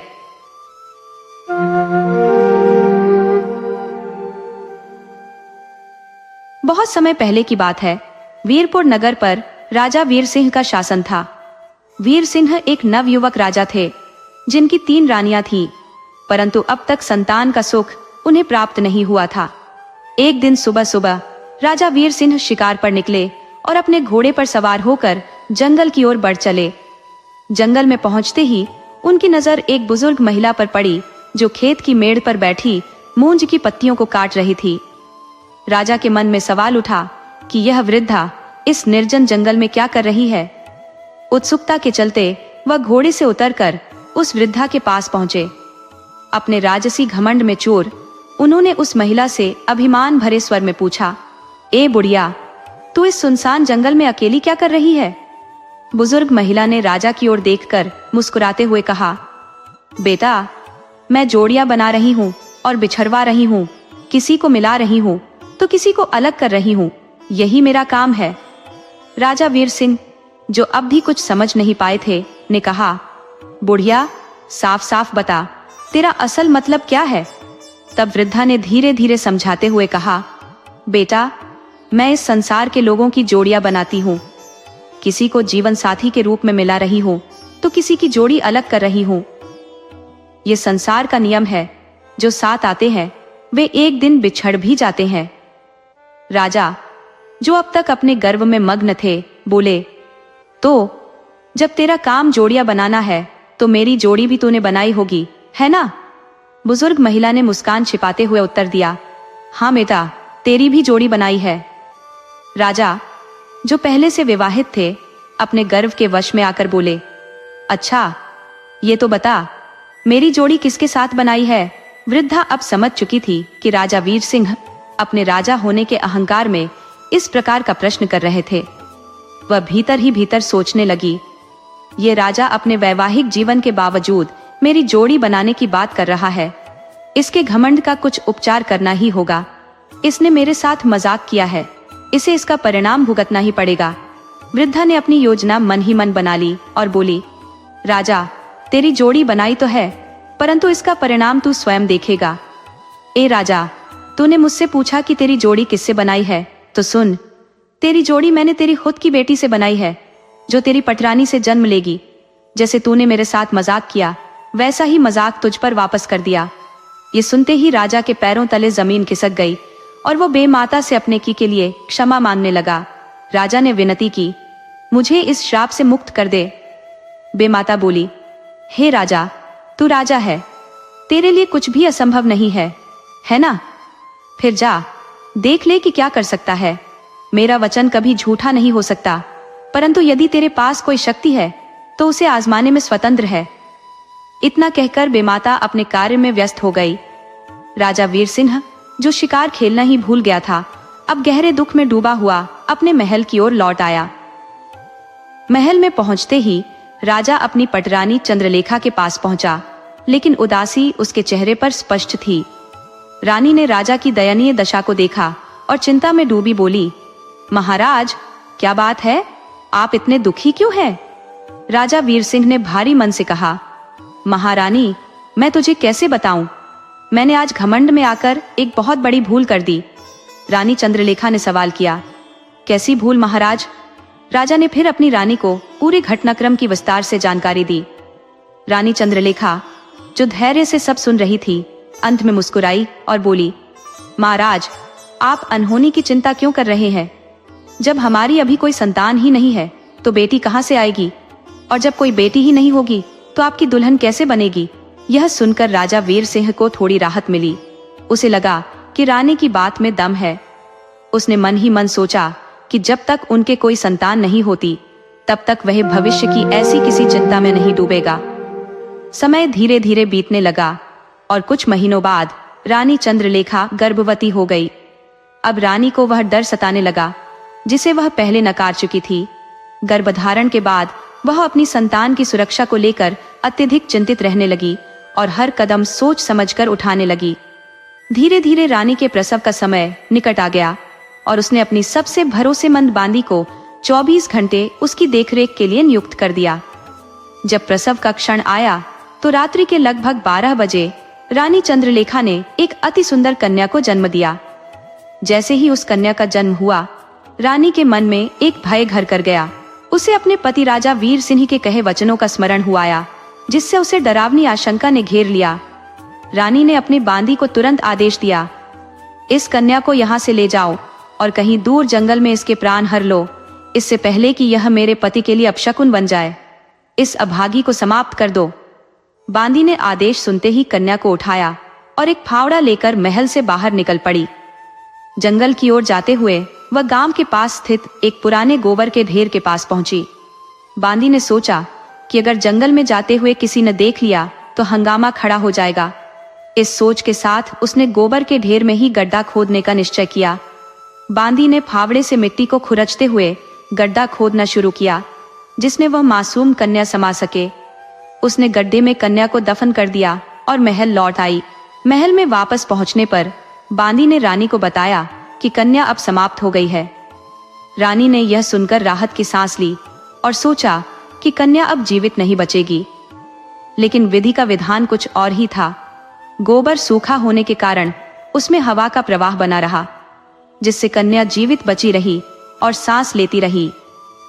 सुबह जब गोबर का मालिक, जिसे किसान ने खाद के रूप में उपयोग के लिए ठेका दिया था, वह गोबर के ढेर को हटाने के लिए कुम्हार दंपति रामो और उसकी पत्नी को बुलाया।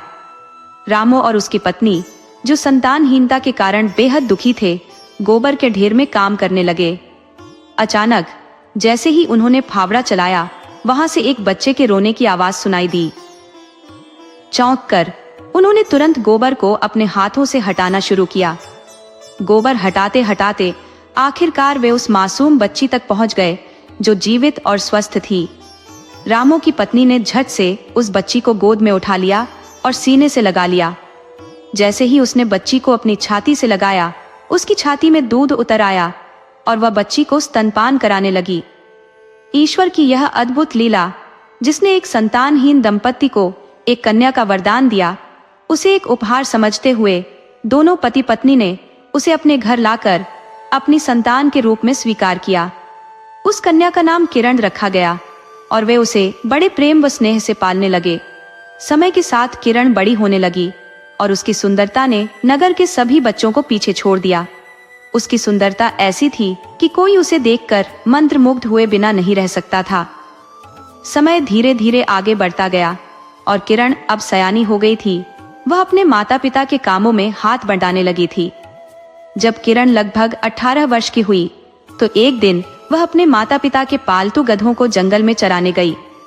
वहीं राजा वीर सिंह, जो खेल समाप्त कर अपने महल की ओर लौट रहे थे, ने जंगल में किरण को गधों के साथ देखा। किरण की अनुपम सुंदरता ने राजा को मोहित कर लिया। उसकी छवि किसी अप्सरा से कम नहीं थी। महल पहुंचते ही राजा वीर सिंह ने अपनी महारानी चंद्रलेखा से किरण के बारे में बात की और कहा, महारानी, हमें पता लगवाओ कि वह लड़की कौन है, कहाँ रहती है और किसकी बेटी है। उसने हमारा दिल चुरा लिया है और हम उस लड़की से विवाह करना चाहते हैं, राजा वीर सिंह ने दृढ़ता से कहा। प्राचीन समय में राजा महाराजा अक्सर कई विवाह कर लिया करते थे और उनकी अन्य रानियों को इससे कोई आपत्ति नहीं होती थी। इतना सुनते ही रानी चंद्रलेखा बोली, ठीक है महाराज, आपकी इच्छा के अनुसार हम शीघ्र ही इस बारे में पता लगा लेंगे। अगली सुबह महारानी ने अपने गुप्तचरों को किरण के बारे में जानकारी जुटाने के लिए भेजा। कुछ समय पश्चात गुप्तचरों ने वापस आकर राजा को किरण के बारे में पूरी जानकारी दी। इस पर राजा ने कहा, ठीक है महारानी, अब हमारा रिश्ता प्रस्तावित किया जाए। कुम्हार और उसकी पत्नी के पास यह संदेश भेज दो। महारानी ने उत्तर दिया, महाराज, यह कार्य अब गुप्तचरों का नहीं है, यह सार्वजनिक रूप से न्याय और सम्मान का विषय है। इसलिए यह प्रस्ताव ब्राह्मण और नाई के द्वारा ही भेजा जाना चाहिए। अगली सुबह राजा वीर सिंह ने अपने दरबार में ब्राह्मण को बुलाया और कुम्हार के परिवार के लिए विवाह प्रस्ताव भेज दिया। जब कुम्हार और उसकी पत्नी ने यह सुना तो वे अवाक रह गए। उन्हें विश्वास ही नहीं हुआ कि राजा वीर सिंह उनकी बेटी किरण के लिए रिश्ता भेज रही है। नाई और ब्राह्मण ने उन्हें समझाया, महोदय, इसमें कोई असमानता की बात नहीं है। महाराज को आपकी बेटी पसंद आ गई है और यह प्रस्ताव महाराज की ओर से सौभाग्य का प्रतीक है। आपकी बेटी का भाग्य अब बदलने जा रहा है। वह अब जानवरों के पीछे नहीं भागेगी, बल्कि राजमहल की रानी बनकर राज्य करेगी। कुम्हार और उसकी पत्नी अपनी बेटी के उज्जवल भविष्य को देखते हुए इस रिश्ते को स्वीकार कर लेते हैं। इसके बाद शादी की तैयारियां धूमधाम से शुरू हो जाती हैं और कुछ ही समय बाद राजा वीर सिंह और किरण का विवाह संपन्न हो जाता है। विवाह के बाद राजा वीर सिंह किरण को अपने महल में दुल्हन के रूप में लेकर आते हैं। महारानी चंद्रलेखा उनकी भव्य अगवानी करती हैं और नव विवाहित जोड़े के स्वागत की तैयारियां करती हैं। उसी समय महल के निकट बंधे हुए एक बकरा और बकरी आपस में वार्तालाप कर रहे थे, जिसे महारानी चंद्रलेखा चुपचाप सुन रही थी। बकरा बकरी से बोला, बकरी, क्या तुमने देखा कैसा अद्वितीय अनर्थ होने जा रहा है? बकरी ने उत्तर दिया, कैसा अनर्थ? बकरा गंभीर होकर बोला, ऐसा अनर्थ जो पहले कभी नहीं हुआ। एक पिता अपनी ही बेटी को दुल्हन बनाकर लाया है। इस पर बकरी ने कहा, यदि आप सच बोल रहे हैं तो मुझे पूरी कथा विस्तार से सुनाइए। फिर बकरा पूरी कहानी सुनाने लगा, जिसे रानी चंद्रलेखा चुपचाप सुन रही थी। बकरी ने पूरी दास्तान सुनने के बाद भगवान से प्रार्थना की, हे भगवान, अगर हम इस अनर्थ को देख और सुनकर भी जीवित हैं, तो हम आपसे प्रार्थना करते हैं कि हमारी बोलने और सोचने की शक्ति वापस ले लो, ताकि हम कोई अपराध न सोच सके, न बोल सके और हमें इस जीवन को जीने में सहजता हो। उस समय से बकरे और बकरी की वाणी मौन हो गई और वे सदा के लिए मौन रहने लगे। रानी चंद्रलेखा ने जब यह दृश्य देखा तो वह तुरंत समझ गई कि यह दुल्हन कोई और नहीं बल्कि उनकी ही बेटी है। रानी ने अत्यधिक व्यथा में धरती माता से प्रार्थना की, हे धरती माँ, मैं इस संसार में क्यों जीवित हूँ? इस विशाल पाप का बोझ मैं कैसे सहन करूंगी? मुझे अपनी गोद में समा लो। यह कहते ही धरती माँ ने अपना सीना फाड़ दिया और रानी उसमें समा गई। महल के अन्य लोग इस दृश्य को देखकर राजा के पास दौड़े और उन्हें सूचना दी। राजा यह सुनते ही तेजी से उस स्थान पर पहुंचे और देखा कि उनकी रानी धरती में समा रही है। राजा ने व्याकुल होकर कहा, रानी, यह क्या कर रही हो? मुझे छोड़कर कहाँ जा रही हो? रानी ने करुण स्वर में उत्तर दिया, महाराज, जो पाप हमने किया है उसका यही प्रायश्चित है। राजा ने चकित होकर कहा, कौन सा पाप और कैसा प्रायश्चित? रानी ने पूरी कथा राजा को सुनाई। सारी कहानी सुनते ही राजा स्तब्ध रह गए। उन्होंने कहा, महारानी, यह पाप सिर्फ तुम्हारा नहीं है, इसमें मैं भी बराबर का भागीदार हूँ। यदि तुम धरती माँ की गोद में जा रही हो तो मैं भी तुम्हारे साथ चलूंगा और इस पाप का प्रायश्चित करूंगा। राजा ने अपने मंत्री से एक पत्र मंगवाया और उस पर अपनी पूरी कहानी लिखी। साथ ही लिखा कि उनके बाद राज्य को उनकी पुत्री किरण संभालेगी। यह पत्र मंत्री को देकर राजा वीर सिंह और रानी चंद्रलेखा दोनों धरती माँ की गोद में समा गए।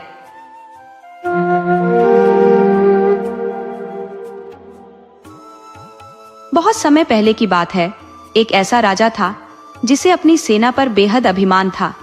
वह अपने सैनिकों पर काफी धन खर्च करता, उन्हें समर्पित मानता। एक दिन उसे यह जानने की तीव्र इच्छा हुई कि क्या उसके योद्धा सचमुच इतने वीर थे जितना वह सोचता था। उसने अपने सेवकों को आदेश दिया कि शहर के बाहर एक बड़े मैदान में युद्ध का आयोजन करें। उसके निर्देश पर तुरंत अमल हुआ और सब तैयारी पूरी हो गई। युद्ध के दिन राजा अपने वजीर और दीवानों के साथ मैदान में पहुंचा। वे युद्ध का आनंद ले रहे थे। तभी अचानक एक अजीब प्राणी जिसकी 6 टांगें थीं, वहां आया और राजा के सामने आकर गुर्राने लगा। ये दृश्य देखकर राजा बहुत ही हैरान हुआ। उसने उस प्राणी को मारने की कोशिश की, लेकिन वह जानवर वहां से भाग निकला। राजा ने अपने घोड़े पर सवार होकर अपने बड़े से चाकू के साथ उसका पीछा किया। लगभग 2 मील दूर जाने के बाद वह प्राणी रुक गया। वहां पहुंचकर वह जानवर अचानक एक जोरदार झटके के साथ एक जिन्न में तब्दील हो गया। जिन्न ने राजा की ओर पलटकर उसे निगल लिया। राजा के वजीर ने पूरी ईमानदारी और अथक प्रयास से 8 दिनों तक राजा की तलाश की, लेकिन उसकी कोई खबर नहीं मिली। मजबूरन उन्होंने राजा के बेटे को बुलाकर उसे गद्दी पर बैठा दिया। कई दिनों बाद राजा के बेटे को यह जानने की प्रबल इच्छा हुई कि उसके पिता की मृत्यु कैसे हुई थी। उसने यह प्रश्न वजीर से किया। वजीर ने उसे पूरा घटनाक्रम बताया।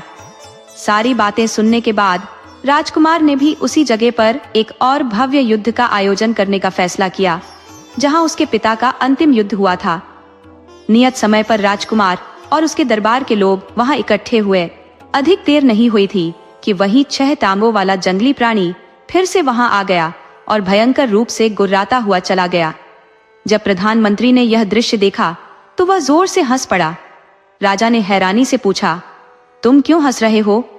वजीर ने उत्तर दिया, हुजूर, ये वही जानवर है जिसने आपके पिता को निगल लिया था।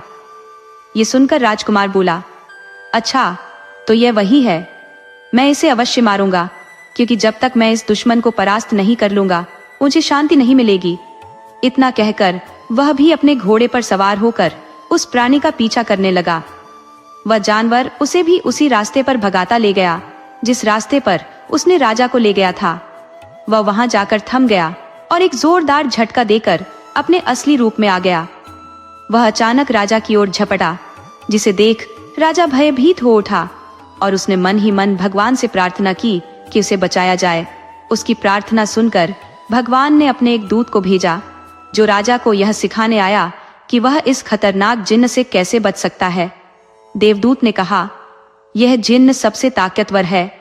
अगर इसके खून की एक भी बूंद धरती पर गिरी तो उसी क्षण एक और जिन्न प्रकट हो जाएगा जो तुम्हारे टुकड़े टुकड़े कर देगा। लेकिन चिंता मत करो, ये लो, ये 2 फल वाले तीर, इनसे तुम इसके दोनों नेत्रों को छेद दो। इससे वह गिर जाएगा और मर जाएगा। इतना कहकर देवदूत अदृश्य हो गया। राजा को वह तीर देकर राजा ने साहस जुटाया और जिन्न से लड़ने के लिए तैयार हो गया। दोनों के बीच लगभग 40 मिनट तक भयंकर संघर्ष हुआ। आखिरकार राजा ने तीर को उसकी आंखों में घोंप दिया, जिससे जिन्न धरती पर गिर पड़ा और मर गया। राजा ने जब यह सुनिश्चित कर लिया कि जिन्न पूरी तरह से मर चुका है, तब उसने अपनी तलवार निकाली और उसका सिर काट दिया। फिर उसने उस सिर को अपने तीर की नोक पर रखा और महल की ओर रवाना हो गया। वापस आकर राजा ने उस सिर को महल के 12,000 कमरों में से एक कमरे में बंद कर दिया। उस कमरे को ताला लगाकर चाबी अपनी मां को देते हुए राजा ने कहा, किसी भी परिस्थिति में इस कमरे को मत खोलना। लेकिन क्योंकि राजा ने अपनी मां को यह नहीं बताया था कि कमरे के भीतर क्या रखा है, उनकी मां को उस कमरे के भीतर देखने की तीव्र इच्छा हुई। उन्होंने सोचा कि शायद वहां कोई विशेष खजाना बंद होगा। एक दिन उन्होंने वह कमरा खोल दिया, लेकिन वहां उन्हें कुछ नहीं दिखा, क्योंकि राजा ने जिन्न का सिर एक कोने में फेंक दिया था। हाँ, उन्हें एक हल्की हंसी की आवाज सुनाई दी और फिर एक गूंजती हुई आवाज आई, तेरा बेटा एक जिन्न है, उसे सावधान रह, वह किसी भी समय तुझे मार देगा, जैसे उसने मुझे मारा था, तेरे पति को। यदि तू जीवित रहना चाहती है तो उसे महल से बाहर निकाल दे। राजा की मां ने चौंकते हुए पूछा, ये आवाज कहां से आ रही है और तुम कौन हो? वही आवाज फिर से बोली, तू बीमारी का बहाना बना और उससे मादा चीते का दूध मंगवा। उसने कहा कि राजा को खुद जाना चाहिए और मादा चीते का दूध लेकर आना चाहिए। भारी मन और असहायता में डूबा हुआ राजा अगले दिन जंगल की ओर चल पड़ा, जहां चीते और दूसरे जंगली जानवर खुलेआम घूमते थे। जल्द ही उसकी नजर एक मादा चीते पर पड़ी, जो अपने 2 शावकों के साथ धूप सेक रही थी। राजा तुरंत एक पेड़ पर चढ़ गया और एक तीर उसकी ओर छोड़ा। संयोग से चीते की गर्दन में कई दिनों से दर्द था, क्योंकि उसके पास एक पुराने जख्म की वजह से सख्त गांठ बन चुकी थी। राजा का तीर उस गांठ में जा लगा, जिससे चीते को राहत मिल गई। मादा चीता इस अकस्मात राहत के लिए राजा की आभारी हो गई और उसकी ओर कृतज्ञता से देखा। उसने राजा से नीचे उतरने का अनुरोध किया और पूछा कि वो बदले में क्या चाह रहा है। राजा ने कहा कि उसे कुछ भी नहीं चाहिए, सिर्फ थोड़ा सा दूध चाहिए, जो उसकी बीमार मां के लिए बहुत जरूरी है। मादा चीता ने तुरंत अपनी बोतल में दूध भर दिया और राजा को सौंप दिया। साथ ही उसने अपने कुछ बाल राजा को देते हुए कहा, जब भी तुम किसी विपदा में हो तो इन बालों को सूरज की रोशनी में दिखा देना, मैं तुम्हारी सहायता के लिए आ जाऊंगी। राजा दूध और बाल लेकर अपने महल लौट आया। जब उसकी मां ने देखा कि वह मादा चीते का दूध ले आया है, तो उसे शक हुआ कि उसका बेटा सच में कोई जिन्न है। उसके मन में बेटे को मारने का निश्चय पक्का हो गया। वह फिर उस कमरे में गई जहां जिन्न का सिर रखा हुआ था और उसे सब हाल सुनाया। जिन्न की आवाज गूंजने लगी, यह तो साबित हो गया कि तुम्हारा बेटा कोई साधारण इंसान नहीं है। एक जिन्न के सिवा कोई मादा चीते का दूध नहीं ला सकता, उसे जल्दी मारने का इंतजाम करो। रानी मां ने पूछा, मैं उसे कैसे मार सकती हूँ, उससे कैसे छुटकारा पाऊं? आवाज फिर गूंजी, जब वह तुम्हारा हाल पूछे तो उसे कह देना कि अभी भी तुम बहुत कमजोर हो और बहुत बीमार महसूस कर रही हो। मादा चीते के दूध से तुम्हारी तबीयत में कोई खास सुधार नहीं हुआ है। कहो कि सुना है, फलाफल पहाड़ी की चोटी पर एक राजकुमारी रहती है, और अगर वह राजकुमारी तुम्हें छू लेगी तो तुम ठीक हो जाओगी। यह सुनकर वह पहाड़ी की ओर जाएगा और रास्ते में ही मारा जाएगा। अगले दिन संध्या समय राजा अपनी मां के पास गया और धीरे से पूछा, मां, अब कैसी हो? क्या तुम्हारी तबीयत कुछ बेहतर है? रानी ने दर्द भरे स्वर में कहा, बेटा, इस मादा चीते के दूध से मुझे कोई आराम नहीं मिला, लेकिन कल रात मैंने एक सपना देखा। एक राजकुमारी है जो फलाफल नामक ऊंची पहाड़ी के किले में अकेली रहती है। अगर वह मेरे पास आए और मुझे छू ले तो मैं पूर्णतः ठीक हो जाऊंगी। जब तक वह राजकुमारी मुझे नहीं छूती, मेरी बीमारी दूर नहीं होगी। राजा ने दृढ़ता से कहा, मां, तुम धैर्य रखो, मैं उस राजकुमारी को यहाँ लाऊंगा, और यदि मैं उसे नहीं ला सका तो मैं अपना राज्य छोड़ दूंगा। अगले दिन सुबह होते ही राजा ने अपने सबसे तेज घोड़े को तैयार किया और उस जोखिम भरी यात्रा पर निकल पड़ा। उसने मादा चीते के दिए हुए जादुई बालों को भी साथ ले लिया। सूरज के उगते ही उसने वे बाल सूरज की ओर दिखाए। जैसे ही उसने ऐसा किया, मादा चीता अपने दोनों शावकों के साथ वहां तुरंत प्रकट हो गई। मादा चीते ने पूछा, क्या बात है राजा साहब? राजा ने उत्तर दिया, मुझे फलाफल पहाड़ी पर रहने वाली राजकुमारी को लाना है, उसे मेरे पास आना होगा। मादा चीते ने गंभीर स्वर में कहा, यह कार्य तुम नहीं कर सकते, क्योंकि कई वीर पुरुषों ने उसे लाने की कोशिश की है, पर वह बहुत ही सुंदर और अद्वितीय है, कोई भी उसके पास नहीं पहुंच सका। राजा ने दृढ़ निश्चय के साथ कहा, मैं प्रयास करूंगा, चाहे इस प्रयास में मेरी जान ही क्यों न चली जाए। राजा का साहस देखकर मादा चीता उसे अकेले जाने नहीं दे सकती थी। उसने अपने दोनों बच्चों के साथ राजा का पीछा किया और उसे अपनी पीठ पर चढ़ने को कहा। राजा उसके ऊपर बैठ गया और कुछ ही क्षणों में वे फलाफल के किले तक पहुंच गए। मादा चीता ने राजा से कहा, यहाँ 3 दरवाजे हैं जिनसे गुजरना आवश्यक है। पहले दरवाजे के पास एक विशाल लोहे का टुकड़ा रखा है, जिसे लकड़ी की कुल्हाड़ी से तोड़ना होगा, अन्यथा दरवाजा नहीं खुलेगा। दूसरे दरवाजे के पास एक नकली गाय खड़ी है और उसके चारों ओर असली जिन्न पहरा दे रही है। अगर कोई व्यक्ति उस गाय का दूध निकाल सके तो ही वह दरवाजे से गुजर सकता है, नहीं तो जिन्न उसे मार डालेंगे। और तीसरे दरवाजे के पास राजकुमारी खुद बैठी है, जो इस यात्रा की अंतिम चुनौती है। अगर वह तुमसे प्रसन्न है तो तुम्हारा सत्कार करेगी, और अगर अप्रसन्न है तो तुम्हें समाप्त कर देगी। ये बातें सुनते ही राजा के हृदय में भय व्याप्त हो गया। उसने मादा चीते से विनती की कि वह उसकी सहायता करे और अपनी विनम्रता से उसकी सहायता की प्रार्थना करने लगा। मादा चीता भी उसकी सहायता के लिए तत्पर हो गई। उसने कहा, ठीक है, मैं तुम्हारी सहायता करूंगी। मेरे पास एक जादू है जिसके सहारे मैं उस लोहे के टुकड़े में प्रवेश कर जाऊंगी, और जब तुम उसे लकड़ी की कुल्हाड़ी से प्रहार करोगे तो मैं उसे 2 हिस्सों में विभाजित कर दूंगी। चौकीदार ये समझेगा कि तुमने लोहे का टुकड़ा तोड़ दिया है और तुम्हें पहले दरवाजे के भीतर जाने देगा। इसके बाद मादा चीते ने अपने दोनों बच्चों से बात की। एक बच्चा बोला, माँ, मैं उस गाय की मूर्ति में समा जाऊंगा और उसे दुग्धवती होने पर मजबूर कर दूंगा। जब तुम जिन्न को दूर रखोगे तो मैं भी उसे तुमसे दूर करने में सहायता करूंगा। इस प्रकार तुम द्वार पार कर सकोगे। मादा चीता ने फिर दूसरे बच्चे से कहा, राजकुमारी की आंखों में अपना जादू बिखेर दूंगा, जिससे जब वह तुम्हारी ओर देखेगी तो जिन्न को हटाकर तुम्हारी ओर आकर्षित हो जाएगी। तब तुम उसे सूर्य की भांति चमकते हुए पाओगे और वह तुम्हें देखते ही अपने तीसरे दरवाजे को खोल देगी। फिर जो कुछ तुम कहोगे वह वैसा ही करेगी। उन तीनों ने अपने अपने वचनों को पूरी निष्ठा के साथ निभाया। इस प्रकार राजा तीसरे द्वार तक पहुंच गया। राजकुमारी ने जैसे ही राजा को देखा, वह उसकी वीरता और आकर्षण से अत्यधिक प्रभावित हुई। उसने राजा से विवाह का प्रस्ताव रखा। मादा चीता और उसके बच्चे अपनी मांद में वापस लौट गए। कुछ दिनों बाद राजा राजकुमारी को लेकर अपने महल पहुंचा। वहां जाकर उसने अपनी मां से कहा, मां, वह मार्ग अत्यंत जोखिम भरा था। मैं तो बीच रास्ते में ही मर गया होता, परंतु मादा चीता और उसके 2 बच्चों ने मेरी रक्षा की।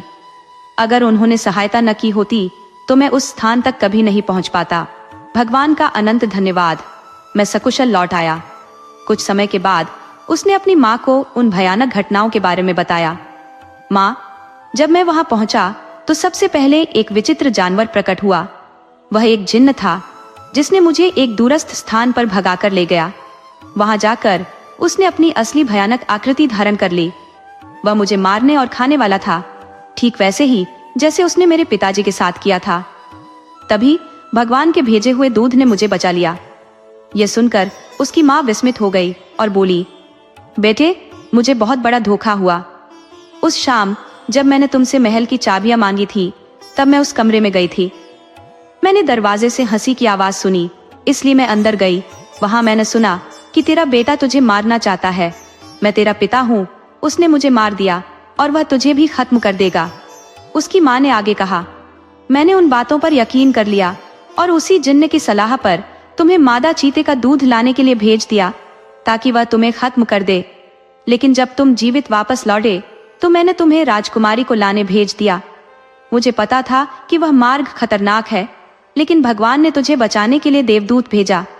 उसी ने मादा चीते के रूप में तुझे सहायता दी। मैं भगवान का बहुत बहुत धन्यवाद करती हूँ, उसने बहुत बड़ा उपकार किया है। कुछ ही दिनों बाद राजा और राजकुमारी का विवाह धूमधाम से संपन्न हुआ। महल में खुशियों का माहौल था और सबने बहुत समय तक सुख और शांति से जीवन बिताया।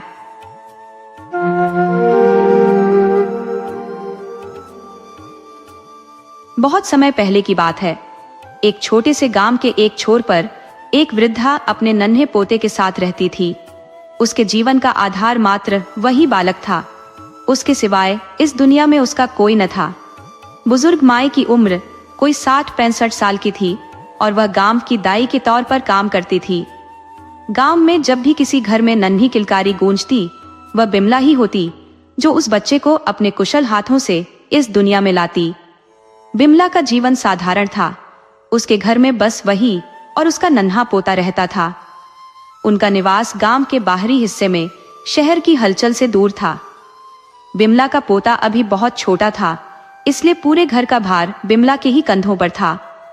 वह दिन भर मेहनत करती और जो भी थोड़ा बहुत कमाती उसी से उनका गुजारा होता। बिमला की दाईगिरी के हाथों में जैसे जादू था। जिन भी शिशुओं का जन्म उसने कराया था वे सभी स्वस्थ और हृष्ट पुष्ट रहे थे। गांव वाले अक्सर कहा करते, बिमला के हाथों में तो साक्षात ईश्वर की कृपा है। उसकी उम्र के साथ साथ उसके अनुभव की गहराई भी बढ़ गई थी, जिससे वह प्रसव कराने में निपुण मानी जाती थी। गांव वासियों की सराहना से बिमला का मन खिल उठता और उसे इससे अच्छी खासी दक्षिणा भी मिलती थी। जो महिलाएं संतान सुख से वंचित थी, वे भी बिमला से उपचार लेकर मातृत्व का सुख पा जाती। ऐसा प्रतीत होता था मानो बिमला पर स्वयं भगवान की विशेष कृपा हो। उसी समय शहर में एक प्रतिष्ठित परिवार रहता था, जिसका एकमात्र पुत्र मोहित था। मोहित का विवाह उसके माता पिता ने एक सुंदर युवती सुंदरी से कर दिया था। वक्त अपनी गति से आगे बढ़ा और मोहित और सुंदरी के विवाह को 5 वर्ष बीत गए, लेकिन सुंदरी की गोद अब तक सूनी थी। परिवार के लोग सुंदरी पर ताने कसने लगे, अब तक माँ क्यों नहीं बनी, अब तो बच्चा कर लो। घर की बातें सुंदरी के मन को दुखी कर देती। मोहित और सुंदरी ने कई प्रयास किए, लेकिन संतान की आहट न सुनाई दी। हारकर मोहित ने सुंदरी का और अपना चिकित्सीय परामर्श कराया। जांच में यह स्पष्ट हुआ कि सुंदरी प्राकृतिक रूप से मां बनने में सक्षम नहीं थी। यह खबर सुनकर सुंदरी का हृदय चकनाचूर हो गया। उसके लिए यह सदमे से कम न था।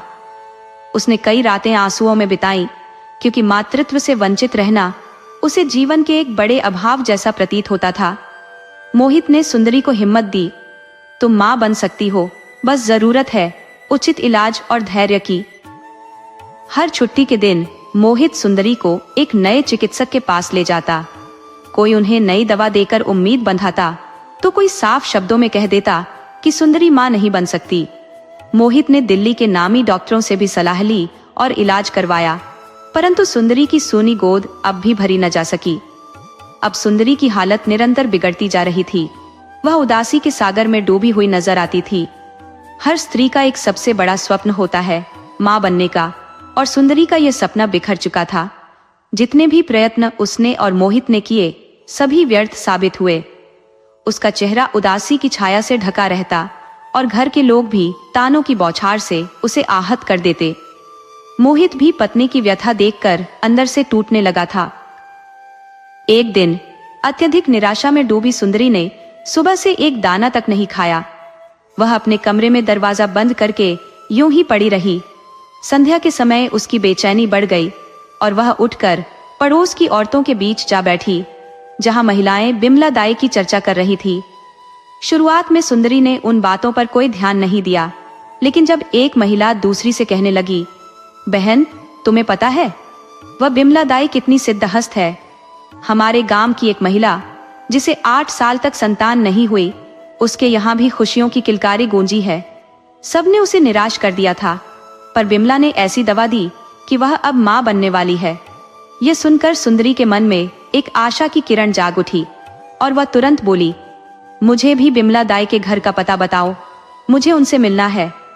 सुंदरी की जिज्ञासा पर उस महिला ने बताया, शहर से थोड़ा आगे जो पुराना पीपल का पेड़ है, उसके दाहिनी ओर एक कच्चा रास्ता जाता है। उसी राह पर थोड़ी दूर चलने पर बिमला दाई का घर मिलेगा। उस जानकारी के साथ सुंदरी घर लौट आई और मोहित के आने की बेसब्री से प्रतीक्षा करने लगी। शाम को जब घड़ी ने 5 बजाए, मोहित घर आया ही था कि सुंदरी फौरन उसके पास पहुंची और बिमला दाई के बारे में बताने लगी। उसने कहा, मोहित, मैं तुम्हारी ही राह देख रही थी। मोहित ने चिंतित होकर पूछा, क्या हुआ सुंदरी? तुम्हारी तबीयत तो ठीक है? सुंदरी ने मुस्कुराते हुए जवाब दिया, हाँ, मैं बिल्कुल ठीक हूं। आज दोपहर में बाहर चली गई थी। बाहर मोहल्ले की औरतें एक बिमला दाई के बारे में बातें कर रही थी। वो कह रही थी कि अगर कोई संतान सुख से वंचित है तो बिमला दाई की दी हुई औषधि से उसे अवश्य संतान मिलती है। कहते हैं उसकी दी हुई दवा कभी विफल नहीं होती। मोहित, मुझे उस औरत से मिलने ले चलो। मुझे पूरा विश्वास है उसकी औषधि से मेरी सूनी गोद भी भर जाएगी। मोहित ने कहा, ठीक है सुंदरी, चलो। और दोनों बिमला दाई के घर की ओर चल पड़े। बिमला ने सुंदरी की पूरी तरह से जांच की और फिर उसे औषधि दी। साथ ही कुछ सख्त निर्देश भी दिए, बाहरी कामकाज से दूर रहने और कुछ खास खाद्य पदार्थों से परहेज करने के। कुछ ही समय बाद उस औषधि के असर से सुंदरी गर्भवती हो गई और समय के साथ उसने एक संतान को जन्म दिया। इस खुशी के मौके पर सुंदरी और मोहित बिमला के घर पहुंचे। उसके सामने हाथ जोड़कर आभार प्रकट किया। उनकी खुशी की सीमा न थी। उन्होंने मोहल्ले में लड्डू बांटे, उत्सव मनाया और जो कोई भी उनके सुख की वजह पूछता वे उसे बिमला दाई के चमत्कारिक इलाज के बारे में बताते। लोग कहने लगे कि सचमुच बिमला दाई तो ईश्वर का अवतार है। जो काम बड़े बड़े चिकित्सक नहीं कर सके वह एक बुजुर्ग दाई ने कर दिखाया। उसके इस चमत्कार के बाद पूरे नगर में बिमला दाई का नाम और भी प्रसिद्ध हो गया। एक रात की बात है, बुजुर्ग बिमला अपने छोटे पोते के साथ सोई हुई थी। रात के लगभग 3 बजे का समय था। बाहर अंधेरी रात थी और ठंडी हवाएं तेज गति से बह रही थी। हर तरफ नीरवता पसरी थी, केवल हवा की सिहरन सुनाई दे रही थी। बिमला और उसका नन्हा पोता गहरी नींद में सोए हुए थे। अचानक दरवाजे पर कोई जोर जोर से खटखटाने लगा। वह आवाज इतनी तीव्र थी कि बिमला की गहरी नींद टूट गई। पहले उसने सोचा कि शायद तेज हवा की वजह से दरवाजा खटका होगा, लेकिन जब खटखटाने की आवाजें फिर से आईं, तो उसे समझ आ गया कि बाहर कोई खड़ा है।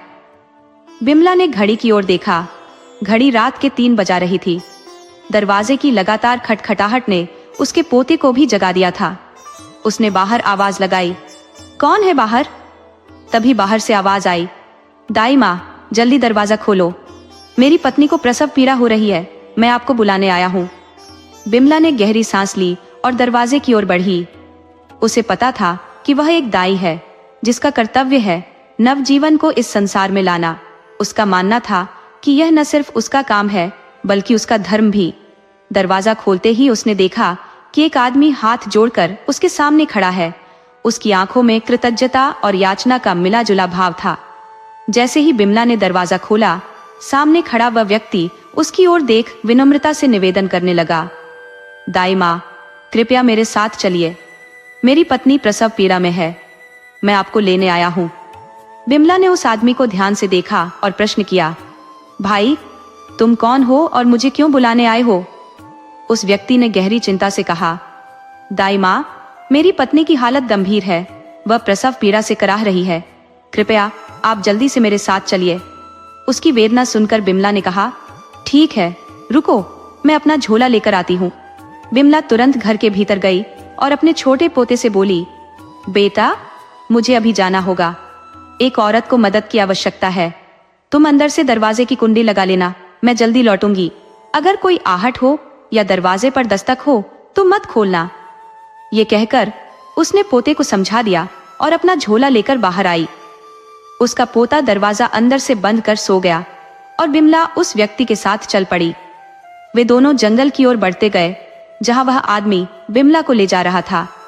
गहरे और घने जंगलों में चलते हुए बिमला ने थकान से रुकते हुए पूछा, अरे भाई, और कितनी दूर चलना होगा? मैं तो थक गई हूँ, तुम्हारा घर कितनी दूर है? वह आदमी बिमला की तरफ देखते हुए बोला, बस दाई माँ, थोड़ा और चलना है। मुझे मालूम है कि आपके लिए यह रास्ता कठिन है, पर मुझसे भी आपको जल्दी पहुंचाने में असमर्थ हूँ। बिमला ने हंसते हुए जवाब दिया, बेटा, उम्र के साथ शरीर भी कमजोर पड़ जाता है। जवानी जैसी फुर्ती अब कहाँ, ये बूढ़ी हड्डियां अब जल्दी नहीं चल पाती। बिमला की हंसी सुनकर वह आदमी भी मुस्कुरा उठा और धीरे धीरे अपने आप से बुदबुदाया, क्या करे माँ जी, मैं भी मजबूर हूँ, वरना आपको पलक झपकते ही घर पहुंचा देता। बिमला को उसकी फुसफुसाहट सुनाई दी और उसने संदेह पूर्वक पूछा, क्या कहा तुमने? उस आदमी ने झेपते हुए कहा, कुछ नहीं माँ जी, मैंने कुछ नहीं कहा, बस अपनी पत्नी की हालत को लेकर चिंतित हूँ, वही सोच रहा था। बिमला ने उसे सांत्वना देते हुए कहा, चिंता मत करो बेटा, मैं तुम्हारे साथ चल रही हूँ, सब ठीक होगा। आखिरकार जंगल के भीतर लंबे सफर के बाद वे उस व्यक्ति के घर पहुंच गए। घर के सामने पहुंचते ही उस व्यक्ति ने राहत की सांस लेते हुए कहा, दाई माँ, बातों में कब सफर कट गया, पता ही नहीं चला। बिमला ने मुस्कुराते हुए जवाब दिया, हाँ सही कह रहे हो बेटा। आदमी ने घर का दरवाजा खोला और बिमला से आग्रह किया, माँ जी कृपया अंदर आइए, मेरी पत्नी इंतजार कर रही है। बिमला बिना समय गंवाए भीतर चली गई। बिमला ने जैसे ही उस घर के भीतर कदम रखा, उसकी नजरें हैरत में डूब गई। ऐसा आश्चर्यजनक घर उसने अपनी 60-65 साल की उम्र में पहली बार देखा था। चारों ओर दीवारों पर जड़े चमचमाते पत्थर, जो बिन लाइट के भी किसी सूर्य किरण से ज्यादा उजाला बिखेर रहे थे। उस चकाचौंध की चमक आंखों में ऐसे चुभ रही थी मानो दिन के उजाले में सीधे सूरज को देख लिया हो। बाहर घना अंधकार था, पर भीतर का आलोक मानो प्रातः काल की पहली किरणें कमरे में समा गई हो। बिमला की स्तब्ध आंखें जैसे दृश्य को देखकर फैल गई। उसकी यह हैरानी देख वह आदमी हंसते हुए बोला, माँ जी इतनी आश्चर्यचकित मत हो, ये रोशनी असल में दीवारों में फिट की गई लाइट से है। उसकी बात सुनकर बिमला ने राहत की सांस ली और हल्की मुस्कान के साथ बोली, ओह समझ गई बेटा, मैं तो सचमुच भयभीत हो गई थी तुम्हारे घर को देखकर। उस आदमी ने जिज्ञासावश पूछा, क्यों माँ जी? बिमला ने हंसते हुए जवाब दिया, तुम्हारा घर तो मानो जादुई महल जैसा लगता है, ऐसा तो मैंने सिर्फ किस्सों में ही सुना था। बिमला की बात सुनकर वह व्यक्ति ठहाका मारकर हंस पड़ा और उसे अपनी पत्नी के कमरे की ओर ले गया। आइए माँ जी, मेरी पत्नी उस तरफ है। बिमला उसके पीछे पीछे चलती हुई कमरे में पहुंची। कमरे में प्रवेश करते ही उसने देखा एक अत्यंत सुंदर महिला दर्द से तड़प रही थी और उसके पास कोई सहारा न था। बिमला ने जल्दी से उस आदमी से कहा, बेटा जरा गर्म पानी तो लेकर आओ, और फिर वह उस महिला के पास चली गई। कुछ समय बाद कमरे से एक नन्ही सी किलकारी गूंज उठी। बाहर खड़ा व्यक्ति तुरंत दरवाजे के पास आ गया और उसने देखा बिमला ने अपनी गोद में एक सुंदर स्वस्थ बच्चे को थामा हुआ था, जो जोर जोर से रो रहा था। नवजात का चेहरा देखते ही उस व्यक्ति के चेहरे पर एक अनमोल खुशी छलक पड़ी। उसने लपक कर बच्चे को बिमला के हाथों से ले लिया और उसे अपनी गोद में प्यार से झुलाने लगा। वह क्षणों के लिए इतना तन्मय हो गया कि न उसने बच्चे की माँ की सुध ली और न ही उसे इस दुनिया में लाने वाली बिमला दाई की। वह जैसे कुछ पल के लिए अपने आसपास की वास्तविकता से बेखबर हो गया था। उसके लिए बस वह नन्हा बालक ही संसार बन गया था। बिमला दाई चुपचाप एक ओर खड़ी इस दृश्य को शांतिपूर्वक देख रही थी, बिना किसी शब्द के, बस मौन में डूबी हुई। फिर अचानक बच्चे को प्यार करते करते उसका ध्यान कमरे में बिस्तर की ओर गया, जहां उसकी पत्नी मुस्कुराते हुए उसे निहार रही थी। उसकी आंखों में कृतज्ञता और स्नेह की अनगिनत कहानियां थी, जो बिना बोले ही बहुत कुछ कह रही थी। एक पिता जो अपने नवजात बेटे के आगमन पर अपनी पत्नी तक को भूल बैठा था, अचानक जब उसकी नजर पत्नी की ओर गई तो वह दौड़कर उसके पास पहुंचा। उसने अपने होंठों से उसका माथा छूते हुए कहा, शुक्रिया, बहुत बहुत धन्यवाद तुम्हारा। उसकी पत्नी ने नजरें उठाकर इशारा किया, देखिए, बिमला दाई की तरफ। जब उसने बिमला दाई माँ की ओर देखा तो उसका चेहरा एकदम गंभीर हो गया। उसके हर्षित चेहरे से मुस्कान मानो उड़ गई और वह चुपचाप खड़ा रह गया। उसकी नजरें बिमला के चेहरे पर टिकी, जो सफेद पड़ गया था। बिमला का चेहरा ऐसे भय में डूबा था जैसे उसने स्वयं मृत्यु का सामना कर लिया हो। उसका पूरा शरीर कंपा रहा था। बिमला की आंखें बार बार उस बच्चे के उल्टे पैरों पर जा ठहरती थी और उसकी उंगलियां घबराहट में माथे के पसीने को चुन्नी से पोंछती जा रही थी। अब वह व्यक्ति समझ गया था कि बिमला के सामने कोई रहस्य छुपाने का प्रयास व्यर्थ है। उसने जान लिया था कि बिमला दाई को बच्चे की वास्तविकता का आभास हो चुका है। जिस बच्चे को उसकी पत्नी ने जन्म दिया था, उसके पैर साधारण नहीं थे। बिमला का बार बार उस विचित्रता की ओर देखना इस बात का प्रमाण था कि वह जान चुकी थी कि यह बच्चा साधारण इंसान का नहीं है। यह सारा दृश्य देखकर वह व्यक्ति अपने असली रूप में प्रकट हो गया। अब यह स्पष्ट था कि वह और उसकी पत्नी साधारण मनुष्य नहीं थे। वे तो जिन्न थे जो अपने बच्चे के जन्म के लिए बिमला की सहायता चाहते थे, क्योंकि बिमला से बेहतर दाई उन्हें कहीं नहीं मिली थी।